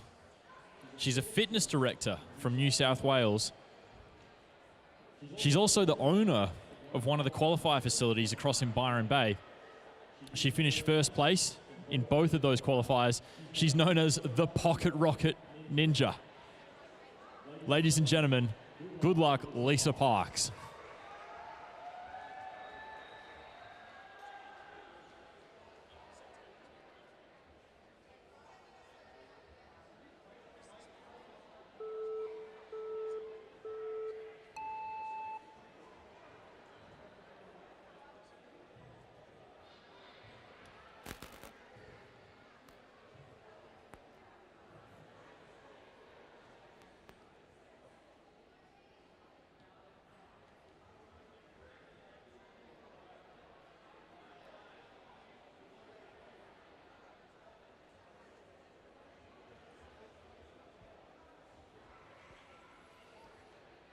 Just struggling a little bit to find a foot placement on the slider, but it looks like she's found some friction.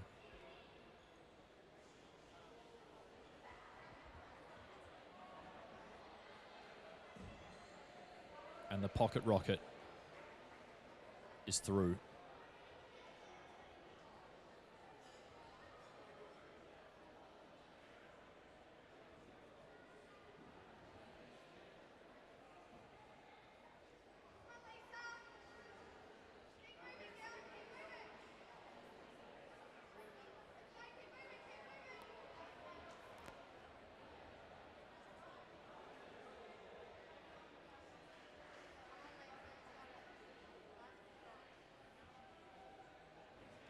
Dismounted onto the rings, but she needs to get a speed up here. Onto the first cannonball. Careful not to use the top bits. Ah, and she's just come off. We're seeing a lot of competitors coming off on the second cannonball. It can be so hard to transition between. You have to get one hand out from underneath the other if you're not able to turn. Unlucky. A great effort from Lisa Parks.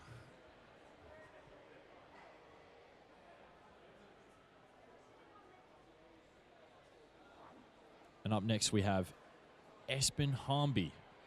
He's 35 years old. He's a performance coach from Queensland known as the Viking Ninja. He appeared on the first 2 seasons of Australian Ninja Warrior, and he conceived his first child on the Ninja Island. That's got to be a first. Congratulations, Espen. Ladies and gentlemen, the Viking Ninja, Espen Hjalmby. I'm joined now in the commentary box by NCL legend Rob Sandover, unfortunately not able to compete in this NCL season due to injury, when he knows all about these obstacles. He's no stranger to the TV show either, having competed and done very well in season 1. Rob, how you doing? Espen, being the first and second season competitor, obviously no stranger to the Perth scene, being in the NCL Finals last year as well, looking really strong. He is looking strong. Now, I believe these obstacle here is very, very similar to the ones that we've seen on the first season of Australian Ninja Warrior as well in the heats from memory. So, and chalk won't help you on these. No, not at all. Only going to want to use chalk when the obstacles have that sort of grippy texture to them. These are just smooth plastic. Chalk here is going to send you flying.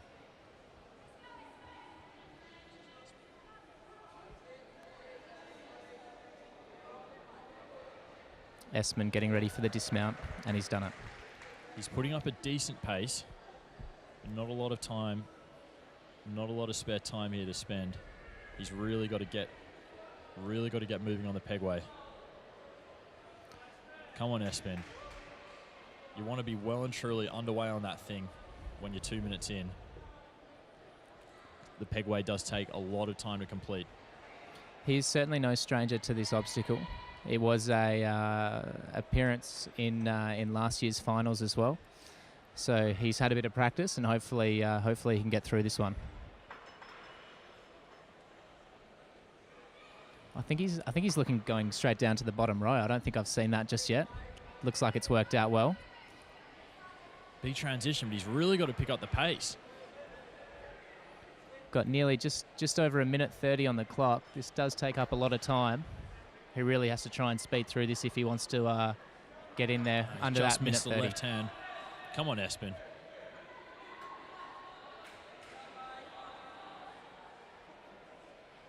His right hand has moved down to the front part of the peg, which is not the grippy bit. Mind you, none of this peg is really that grippy. They're made of metal. They're not great to hold. They're not like the wood ones. And Espen just struggling here to hold on. Ah!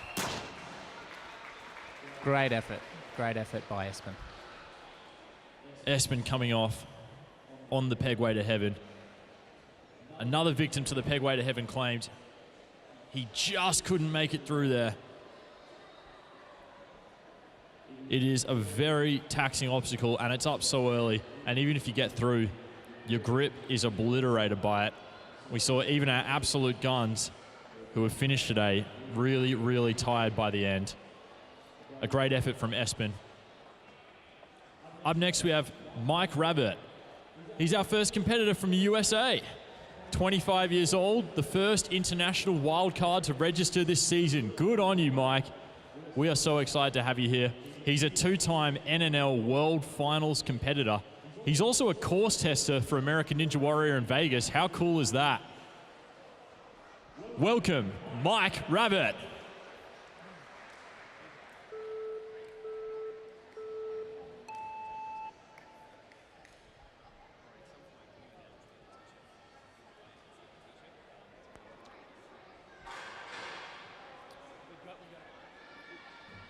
Now, I actually had the pleasure of training with Mike on Tuesday, and I have to say I was extremely impressed by his abilities. I really think that he's got what it takes to get through this first stage, and I think he's got what it takes to get through in a very quick time. He's just looking to make the dismount now onto the pegboard, and I must say, Rory, he's looking really strong. He is blitzing it. He's almost a minute ahead of where Espen was at the same point. And I feel like he's going to have absolutely no trouble with this pegboard at all. I'd like to apologize. I did pronounce his name wrong. It's not Mike Rabbit. It's Mike Ravert. And so far, doing the USA proud. Both pegs in, and he's moving through with 2 minutes 30 left on the clock. But can he balance? This obstacle has certainly taken some really good athletes from today, and I'm really hoping that he is able to get through this one. Slow and steady. He's got the stick. Come on, Mike. Nearly towards the back end. A lot of people have struggled with this placement, but he is looking really comfortable. And I think he's going to do Beautiful it, Rory. Work. Looks like he's through. 2 minutes left on the clock. Could we have our sixth finisher? He's looking strong. I think he's going to make this fantastic. Comfortable transition. Just the devil stares in the wall to go. I did see him practice this on Tuesday, and I certainly don't think he's going to have any worry at all. Look at him just absolutely fly through that. And I think we're going to have another finisher, Rory. Mike Ravert blitzing through. Ladies and gentlemen, Mike Ravert from the USA.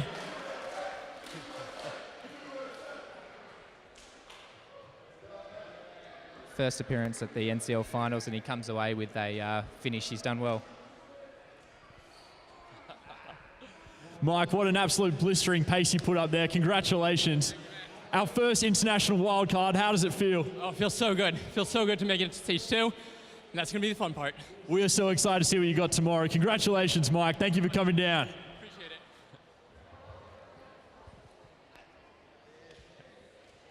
And the USA family really rallying behind him there.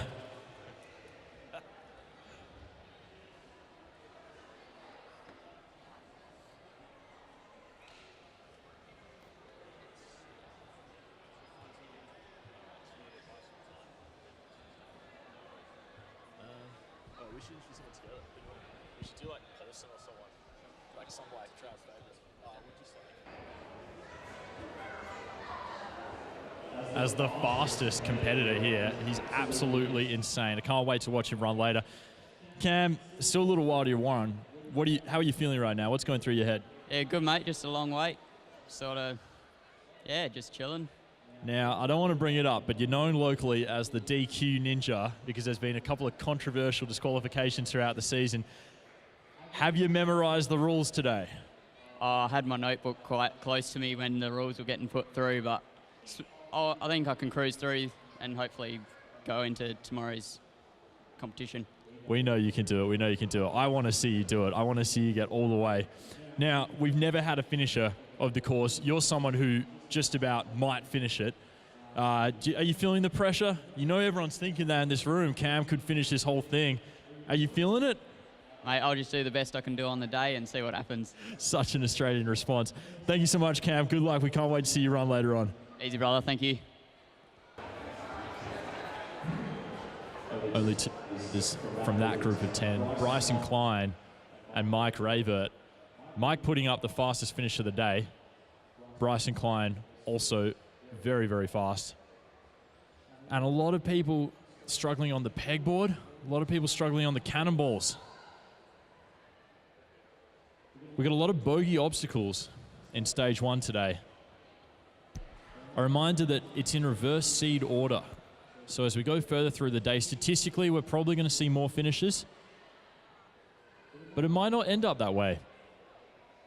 A lot of big competitors coming up in the next block of 10. We're going to have a look at them in a moment.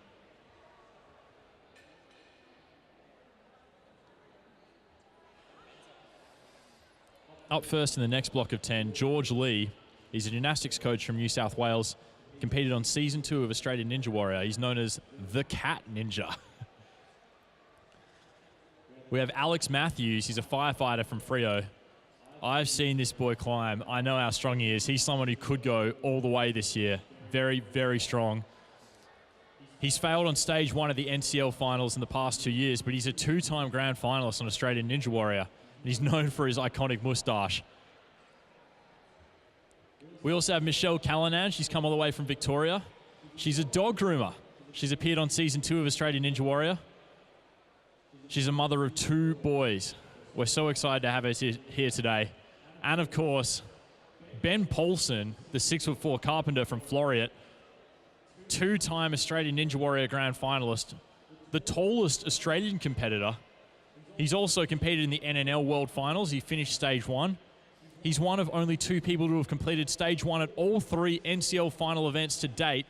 Is he going to keep that streak alive? We hope he is. Good luck, Ben.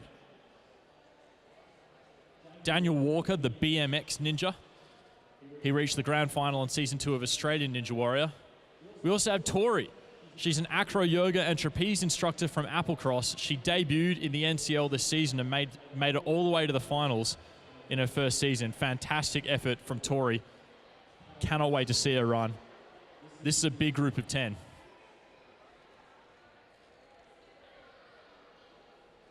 Kicking things off shortly with George Lee.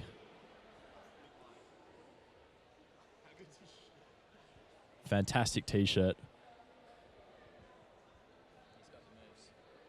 Gymnastics coach, you know he's going to have the grip strength. Is he going to have the pace? Is he going to have the balance? Let's find out.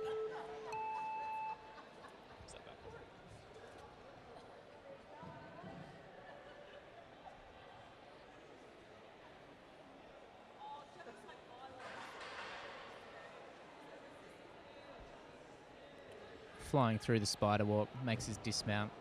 Looking quite good at the moment.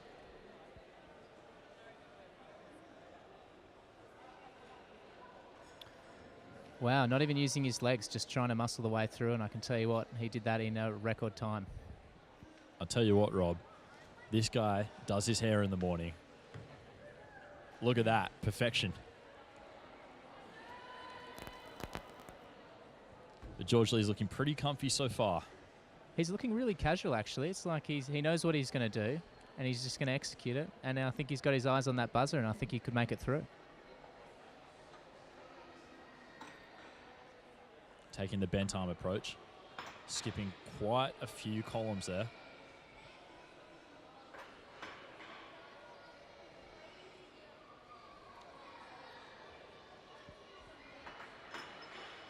He's looking really slow and controlled. Oh, fantastic crosshand there. And the timing's first peg is good. in.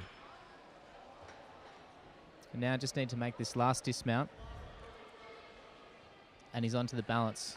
Putting up a great time. Around 2 minutes is where you want to be hitting these obstacles. Gives you a bit of time to think and take it slow with the tightrope rail. We heard from Zak Stolz and Jack Martin earlier, the trick is just to breathe and take it slow. You can't rush this one. It is unforgiving. Oh, no. George Lee was looking so comfortable up until that moment. It almost looks like he just stepped off.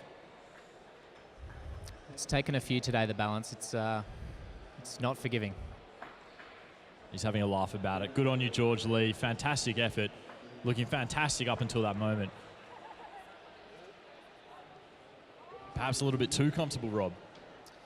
Yeah, well, you never know with the balance. It's, you could have your head in the game, you could be looking strong, but at the end of the day, it just takes one little off placement and it's game over. Up next, we have Liam McKenzie, 28 years old, landscaper from New South Wales. Qualified at the Byron Bay qualifier. He comes from an OCR background. Average time per obstacle, 18 seconds, so he's pretty quick. Good luck, Liam McKenzie.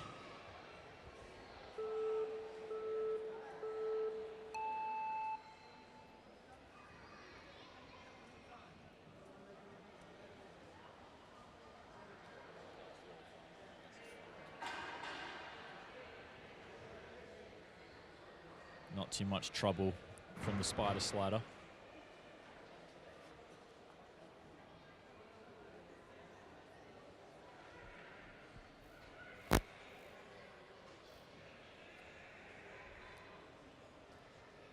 Certainly makes it a lot easier to preserve strength when you're using your legs on those obstacles.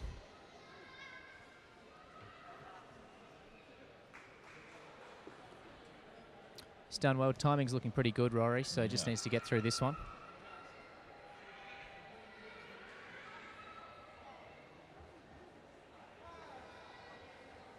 He attended all 3 Byron Bay qualifiers, scoring 48 points across those 3 events.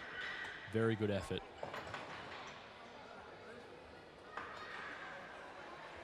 Just missed the first insert on the pegboard, but he's recovered.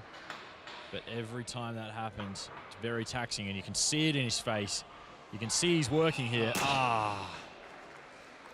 Unlucky Liam McKenzie. Every time you swing out, it really just takes that extra bit of energy, and he's just come down. Fantastic effort. Unlucky Liam McKenzie. It's so unforgiving when you just miss that insert. You just go into limbo, swinging back and forth, and it's all on that right shoulder. Very, very difficult. The metal pegs certainly don't help. The moment you miss, the metal peg starts swinging, the grip strength starts losing, and it's really hard to get that back placement in. It all ends very quickly. Thank you, Liam McKenzie. Up next, we have Alex Matthews. He's one of the locals, 35 years old, firefighter from WA, 2-time grand finalist on Australian Ninja Warrior. He's failed in stage 1 of the NCL Finals in the past 2 years. We're really hoping he's going to make it through today. And we can see Olivia in the background getting warm up. But right now, it's all Alex Matthews. Here we go.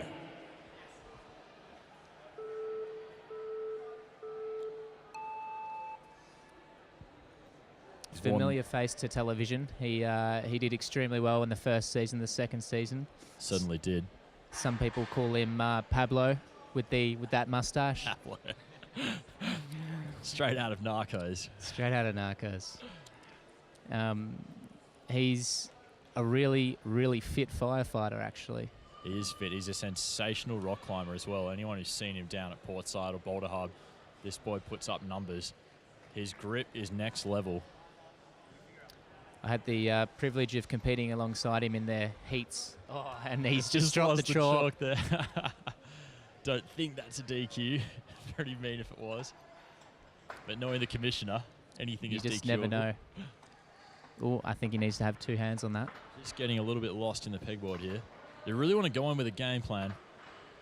See, I really like this approach, Rory. You're not putting the pegs all the way in, so you don't have as much effort pulling them out. But you do need to be careful. Yeah. Slow and steady. No fancy stuff from Alex, just getting through in a good time. And that's what you want on stage 1. And he's going to get onto the balance with 2 minutes 10 to spare. His timing's looking really good. He could take his time on this, and this is one obstacle that you really do want to take your time for. Come on, Alex. I'd say if he gets through this, he's a sure thing to finish. We know his grip's not going to be the weak link here. And he's looking good. Yes. Could we have our 7th finisher in the WA local, Alex Matthews? He's definitely a competitor to watch, Rory. Yeah. He's not going to have any trouble with these devil stairs. I think it's over and done. Putting up a fantastic time. I think we're going to get there 100%. Just needs to get this last transition. He's looking good. Very nice. He'll have no issue at all, Rory, with this small wall. Fantastic. Alex Matthews. And he's up the wall. Ladies and gentlemen, we have our 7th finisher, Alex Matthews, the firefighter from WA. He's a veteran to the Ninja Warrior circuit. Congratulations, Alex Matthews. Alex, you made that look easy. I'm pretty out of breath, so it's the cardio's lacking a little bit, I guess. But yeah, no, it was pretty good. I want to say slow and steady because you didn't look like you were trying to race, but you put up one of the fastest times today. Safe to say you're pretty experienced at this now.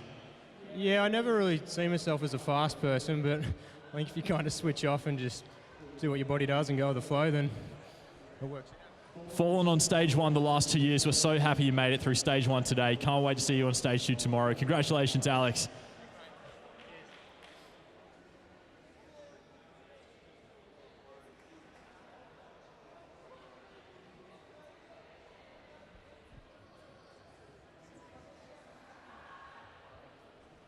And that was Alex Matthews putting up our 7th finish of the day in a fantastic time.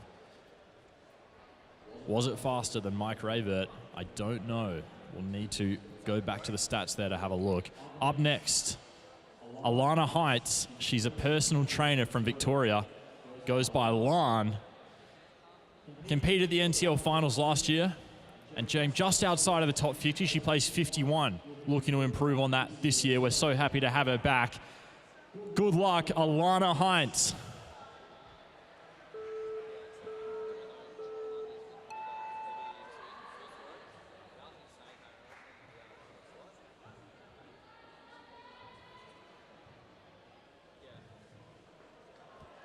Ooh, nearly slipped off in the ascending steps. We've not seen that from any athlete yet today.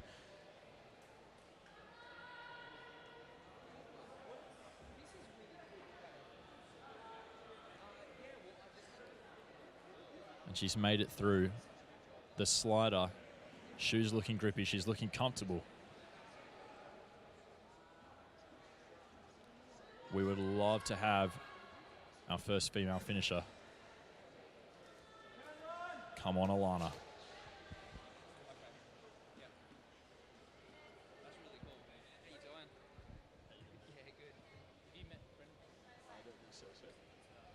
I'll talk to you in a sec.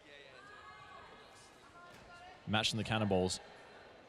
She just needs to control her swing here. Oh, she stuck the dismount. I was worried she was going to end up in limbo like Jade Hawley did there. But Alarna has made it through. 2 minutes 13 on the clock. She's got to put up a little bit of pace going through this.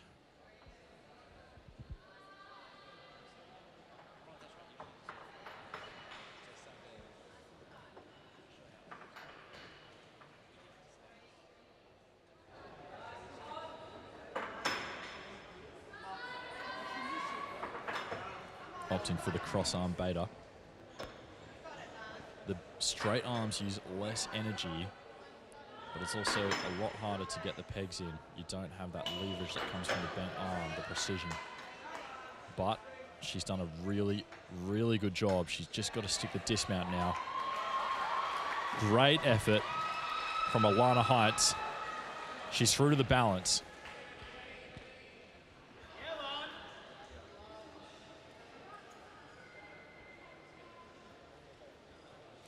Could we have our first female finisher? She needs to make it through this. Come on. Come on, Lan. She's got the stick. Oh, come on, Lan. Oh. Such a tremendous effort. One of our first females to make it through the pegway to heaven, which has been such a killer today. Absolutely tremendous effort from Alarna Haintz. Just couldn't find the angle to get the stick back in. And once you start pivoting on that pegway, it's all over very fast. A great effort from Alarna. We're so happy to have her here today. Up next, we have Michelle Callanan. the dog groomer from Victoria. She's been on season 2 of Australian Ninja Warrior, the mother of 2 boys. Good luck, Mcallan.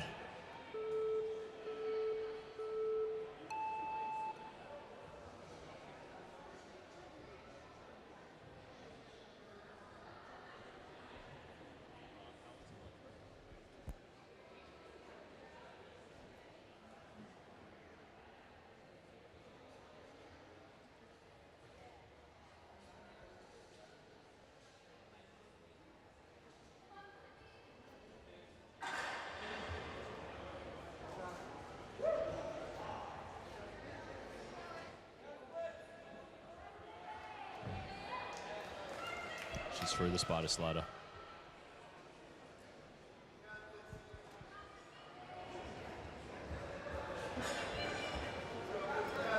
Looking pretty composed getting onto the pipes. I like the good use of the legs. Obviously, the more that you're able to use your legs on this obstacle, you can preserve the upper body strength for the pegboard to come. And as we've seen, you're going to need it. This is one of the hardest pegboards in the world. The metal pegs, they spin, they're difficult to hold. This gym is also home to the hardest salmon ladder in the world. The rungs are the furthest apart. And the pole itself is weighted. And Michelle's doing a great job so far today. She's made it all the way through the soft pipe to cannonballs. She's still got 2 minutes left on the clock. Let's see how she goes in the pegs. Certainly taking that time, Rory, before the pegs to use the chalk up, make sure the hands are appropriately chalked. It's going to help massively because obviously, as you said, these pegs are made out of metal. So the moment you have a little bit of sweat, makes it difficult. She just really needs to get this last one fantastic.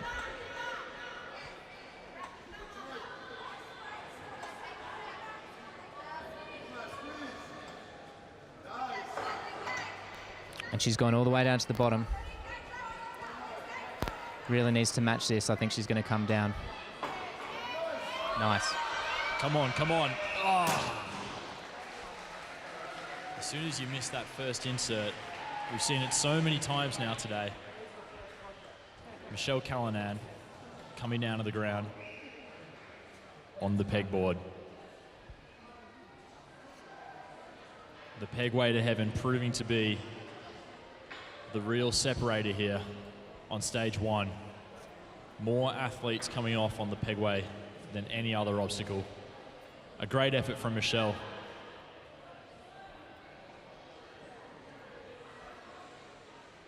Up next we have Simon Brown.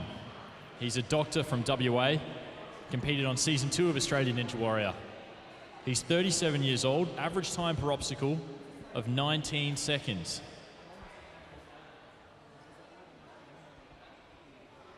Good luck, Simon Brown.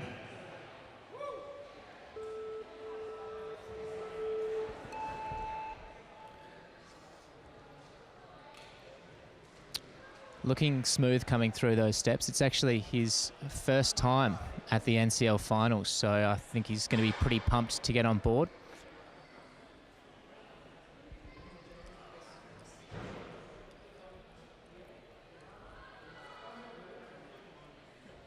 Looking really focused up there at the moment, Rory. He is. He has finished the course before, not this particular course, but he managed to finish stage 1 in a qualifying round earlier this year. That was out of 3 attempts, and he put up 55 points across his qualifiers, which is a pretty decent effort when you consider the schedules that doctors have.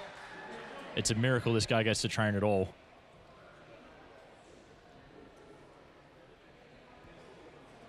He's looking really focused. He knows what he needs to do. I believe he has done the pegs before. He's looking strong. Bent arm approach, very strong. Gives you that extra precision, does use more energy. But Simon looks like he has some to burn. And his time is sensational right now. If he keeps this up, he'll be on for a finish for sure. Through the pegway with ease, Simon Brown. Onto the balance now. Obviously, we know the pegboard's taken a lot of victims today, and second to that is this very obstacle. So hopefully he has what it takes to get through it. Come on, Simon.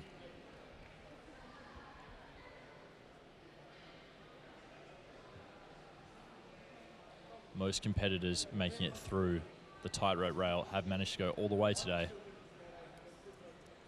Simon's almost there. He's just found the angle. Wow. Fantastic. That was a great save from Simon. Very Great well done. save. Minute 30 left on the clock. He's only got 3 obstacles to go, wasting no time. Come on, Simon. He's got a good swing now. I think he might jump on this one. Oh, what a catch. I think he could go all the way through, Rory. Is this finisher number 8? We could have our 8th finisher here. Now, the worrying thing with this one is obviously the transition from the Devil Stairs onto the tilt. He is looking really strong, though. Got plenty of time. He's got plenty of upper body strength, plenty to burn. Just needs to make this last transition. We've just received word. This would be heartbreaking, but he may be disqualified based on stick placement. It's going to go to a... he's come down anyway. Wow. Better check he's okay there. If he made contact with the side as he came down. We've received word, Simon Brown, there may have been an issue with the stick placement on the tightrope rail. And for the rankings, it's going to go back to a video review of the stick placement. Stick placement aside, Rob, that was a fantastic effort from the doctor from Coogee.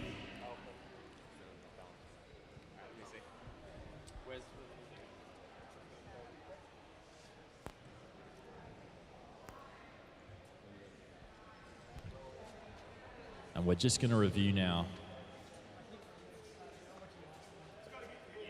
The thing moved. That's thinking. What moved exactly? The support structure wobbled because he put too much weight on it. That's the disqualification. And we've received word, Simon Brown, unfortunately receiving our 2nd disqualification of the day. The structural part of the tightrope rail moved as he put his weight on it. Very unlucky, very, very tricky obstacle. And unfortunately, that's not allowed. That's our 2nd disqualification of the day. But he did such a great effort. Almost finished, you would say, Rob, despite the odds. Very much so. I mean, he was looking really strong throughout the whole course. Even on the pegboard, you could tell he's got that really strong upper body strength. Yeah, fantastic effort from the doctor from Coogee. Well done, Simon Brown. Unlucky. So close. Better luck next year. Now up next, we have Ben Paulson, 26 years old. He's our tallest Australian competitor. Bit of a personality around the gym. He's also the 2-time Australian Ninja Warrior Grand Finalist. He's put up numerous Barocca runs of the night. Absolute sensational effort. Ben Paulson also competed at the NNL World Finals, 2018 Stage 1 finisher, and the boyfriend of superstar athlete Olivia Vivian. Well, this guy's just an all-round personality. Ben Paulson, we know you can do it. Let's see what you got. Ladies and gentlemen, Ben Paulson.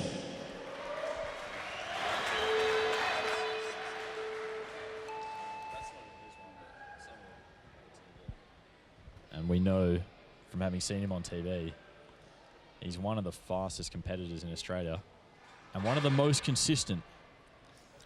Now, looking at previous runs of Paulson's, he does have the speed, he's got the determination, but typically in these finals, he does like to take a little bit more time, a little bit more precision to actually make sure that he gets that finish. And I think that's a really good way to go, because at the end of the day, yes, you want a fast time, but you do want to hit that buzzer and make it through the next round. That's right, and the fast time matters a lot less in Stage 1. Really, Stage 1 is just make it through. The seed for tomorrow, not as critical, you'd say. There's not going to be too many people going through. Ben's ethos is all about just finish it. And you can see that's exactly what he's doing, Rory. He's slowing it down. He's looking at every single movement, making sure it's precise, making sure he makes no errors so that he can make it through and hit that buzzer. And this man's mental game is next level as well. I've seen a lot of stories on his Instagram where he talks about how he gets himself in the zone. We're going to get him on camera later, regardless of the outcome of this run, to have a little bit of a chat about that. But he is a fantastic athlete. Because a lot of people don't realise, Rory, he's actually sporting quite a bad neck injury at the moment, and we'll discuss that in a personal interview after this with him. Ooh, really close to a disqualification there. You do have to use that last peg, I believe, and he was really close to dismounting without that. So Wouldn't he did that well. have been heartbreaking? But he's continued on through. Now you notice the difference between Ben and Simon is Ben's a little bit more controlled, and that's mainly due to the fact that his feet are focused straight on the pole, whereas Simon's were to the side, causing that unbalance. Just taking his time, Ben. Come on. Yes. He's looking really controlled. You can tell he's thinking about it. Yes, Ben Paulsen is through. Through to the speed obstacles. 1:25 left on the clock. You'd have to say it looks like we're likely up for our 8th finisher here in Ben Paulsen. He's certainly no stranger to the devil steps. I don't see him having a problem with this at all. Should we just pack it up and just give him the 8th finish? 1:05 left. Look, timing's he's doing well for time, and you can see that his focus, he's actually taken a little bit time to be a little bit more precise. And he hasn't been racing. He just hasn't made any mistakes. He's just been cautious. And he's looking strong, and he's going to do it. He's going to hit that buzzer. Great work from Ben Paulsen. He's up the wall. He's hit the thing with 46 seconds to go. Well done, Ben Paulsen.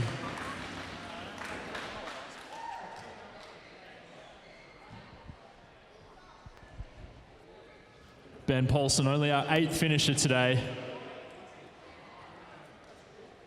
Ben, what happened there on the pegboard? There was a bit of commotion. There's commotion everywhere in my mind. As long as I got through, I'm super stoked. Thanks for everyone that came down to watch. My little man Jake here. Fist bump Jake. Now, you talk a lot of mental game on your Instagram story. Tell me, what goes through your mind just before you're running? So I mentally run through the course, every little move, which hand first, which hand next. The balance for me was the biggest mental one, so that was the one I kept repeating over my head, but in a positive sense. I wasn't afraid of it, I knew I could do it, I just had to execute. Rob and I over in the commentary box was saying it doesn't look like he's racing, but it does look like he knows exactly what he's doing. It's well thought out, and you ended with a great time, not because of speed, but because you didn't make any mistakes. You didn't need to stop at any point. So there's that coming through. Congratulations. Can't wait to see you on station tomorrow. Well done, Ben Paulsen. Thank you very much, guys. I appreciate it. And anyone watching, keep watching because it's an amazing day. Thank you, Ben.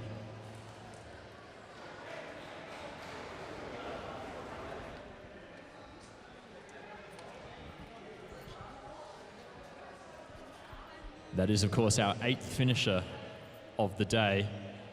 Up next, we have Shay Carson. He's a custodial officer from Bayswater. He debuted in the NCL this season and secured a spot in the finals. In his first year, that's a fantastic effort. 56 points across 3 qualifiers this year. Average course completion, 74%. Pretty good effort. He's going to need 100% today. Ladies and gentlemen, good luck, Shay Carson.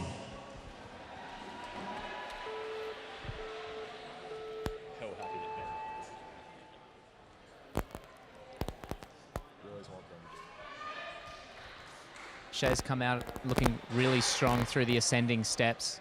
Now, I've had the pleasure of training with Shay before, and I can say that he is a very strong competitor, so I have absolute no doubt that he's going to do very well today. You can see that he did initially use his arms, and he's realised that, no, look, we're going to get the legs up there just to give the arms a little bit of a break. Wouldn't you say, Rory? It looks like he's coming with a plan for these, where to put everything, which is good. We've just heard from Ben, that's the real secret to getting through stage 1. Nothing in stage 1 is overly difficult if you've thought it out, if you know all the movements you're going to make and you plan them out.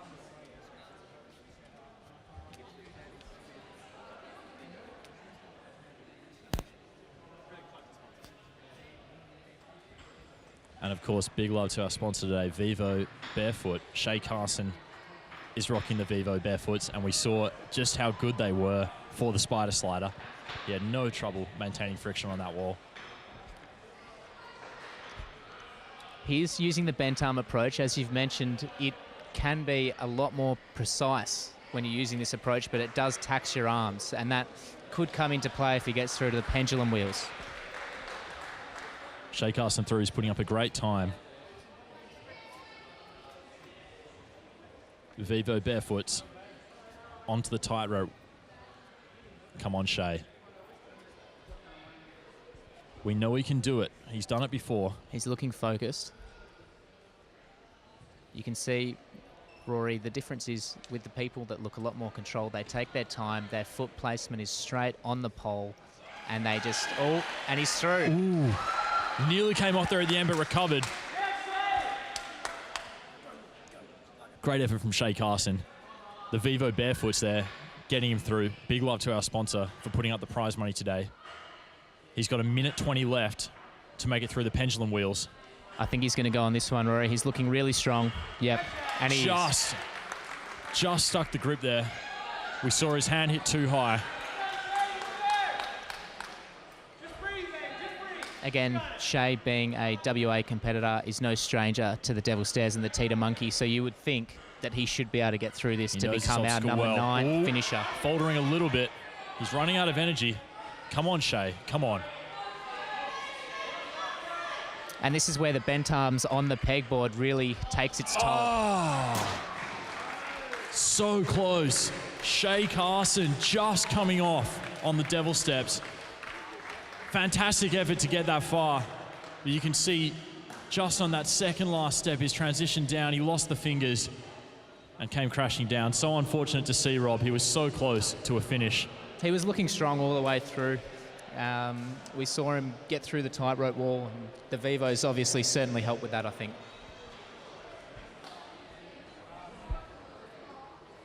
A great effort from Shay Carson.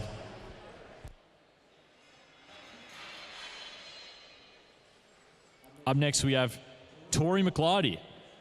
She's an acro yoga and trapeze instructor. So we know she's really, really strong. And she's from WA. She made her debut in the NCL this season as well. 56 points across 2 rounds. But her average time per obstacle, 40 seconds. So she's going to really need to bump those numbers up this morning, Rob. She has hit an LCR buzzer before. Let's hope she does it again. Come on, Tori Mclarty.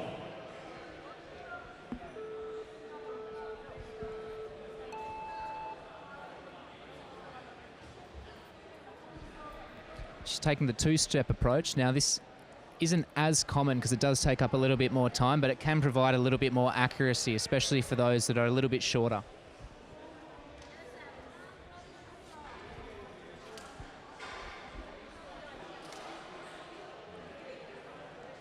Shay looking very strong in the first 2 obstacles.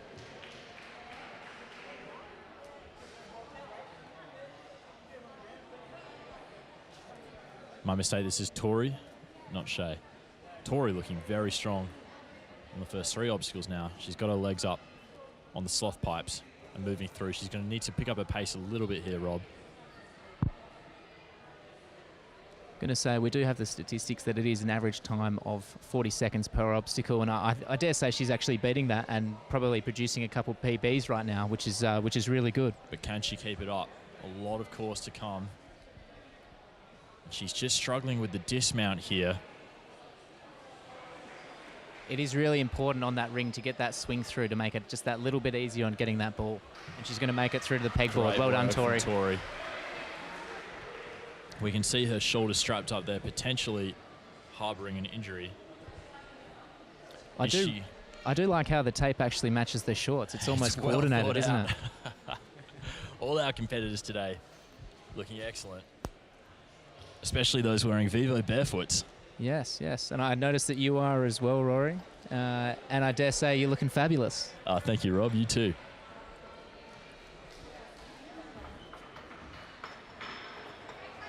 Tori onto the pegway. We're going to need to see a bit of a speed bump here from her if she's going to make it through. I must say, though, Rory, she's looking very controlled. Very controlled. Clearly no stranger to the pegway to heaven. It's a great name, isn't it? I do enjoy it. I do enjoy it. And almost at the dismount. I think she's got what it takes to get through this. I think she does. But the question now is, does she have the time? Does she have the time? We're really going to have to try and get through this obstacle, and we know the balance does take a little bit of time. She can do it. 1 minute left. but she's going to need to move. No mistakes. She can still make it through, but she's going to need to move really fast here.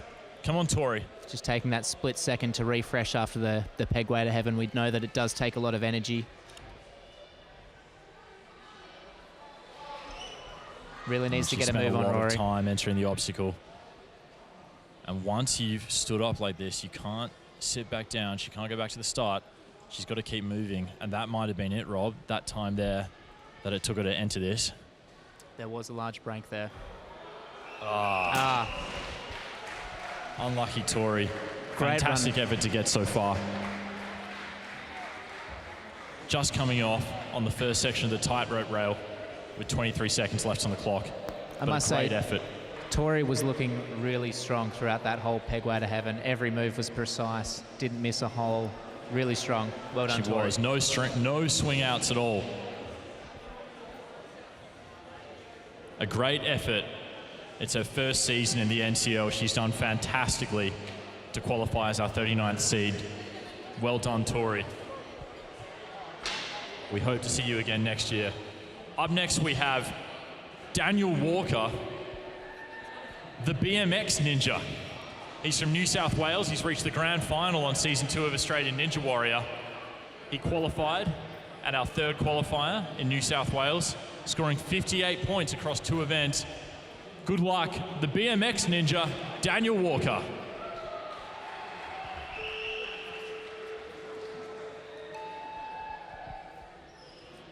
Now, Daniel has actually hit an NCL buzzer before in competition. It is his first time, however, at the NCL Finals. No stranger to competition, though, obviously being on the show. One of the only interstate competitors to have been in this facility before, and you'd have to think the familiarity, the home ground advantage that the locals have is not there with any of the internationals, any of the interstate. We haven't seen a lot of the internationals yet. Most of them are later in the day, but there's a big family of them here. And let me tell you, they're strong. They're strong and their game is good. They're here for a reason, and that's the prize money. Now, I believe we've got over 50 interstate and over 10 internationals today. 11 internationals, fantastic It's a great mix. Now, BMX Ninja looking seriously strong on the pegway to heaven. He's moving with a blistering pace. No mistakes so far. Come on, Daniel Walker. We know you can do it.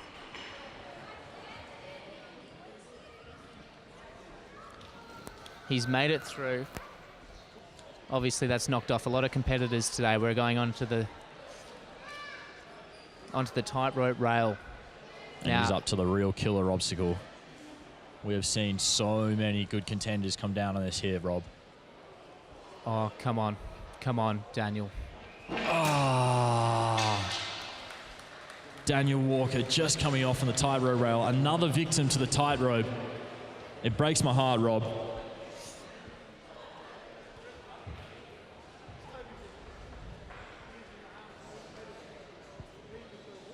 You can see he was so close. He'd made it through a full 3/5 of that obstacle. Just had to stick it in and make the dismount. And you would have said he had more than enough time to finish. But unfortunately, the balance obstacles are claiming a lot of our competitors today. And that's the thing, Rory. You can be prepared for all the obstacles, but all it takes is one tiny little foot placement, a millimetre out of line. You lose that balance, and then it's done. There's no second place here. From our last 10 competitors, we had 2 finishers, Alex Matthews and Ben Paulson, putting up great times, making it through to stage 2 tomorrow. And you can see really there a lot of our competitors now coming off on that balance rail. We're going to take a short break now for intermission. Dave Ravi, the owner of the Ninja Academy, is just going to say a couple of words.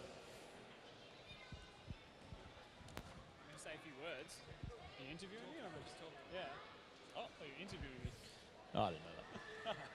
I just talked. Dave, we've had 40 runners so far. 8 have made it through the course. What kind of figures were you expecting to see? Look, we'd be happy with about 30 to 50. Look, I think we got some really strong ninjas coming, so we should expect some more finishes in the second half.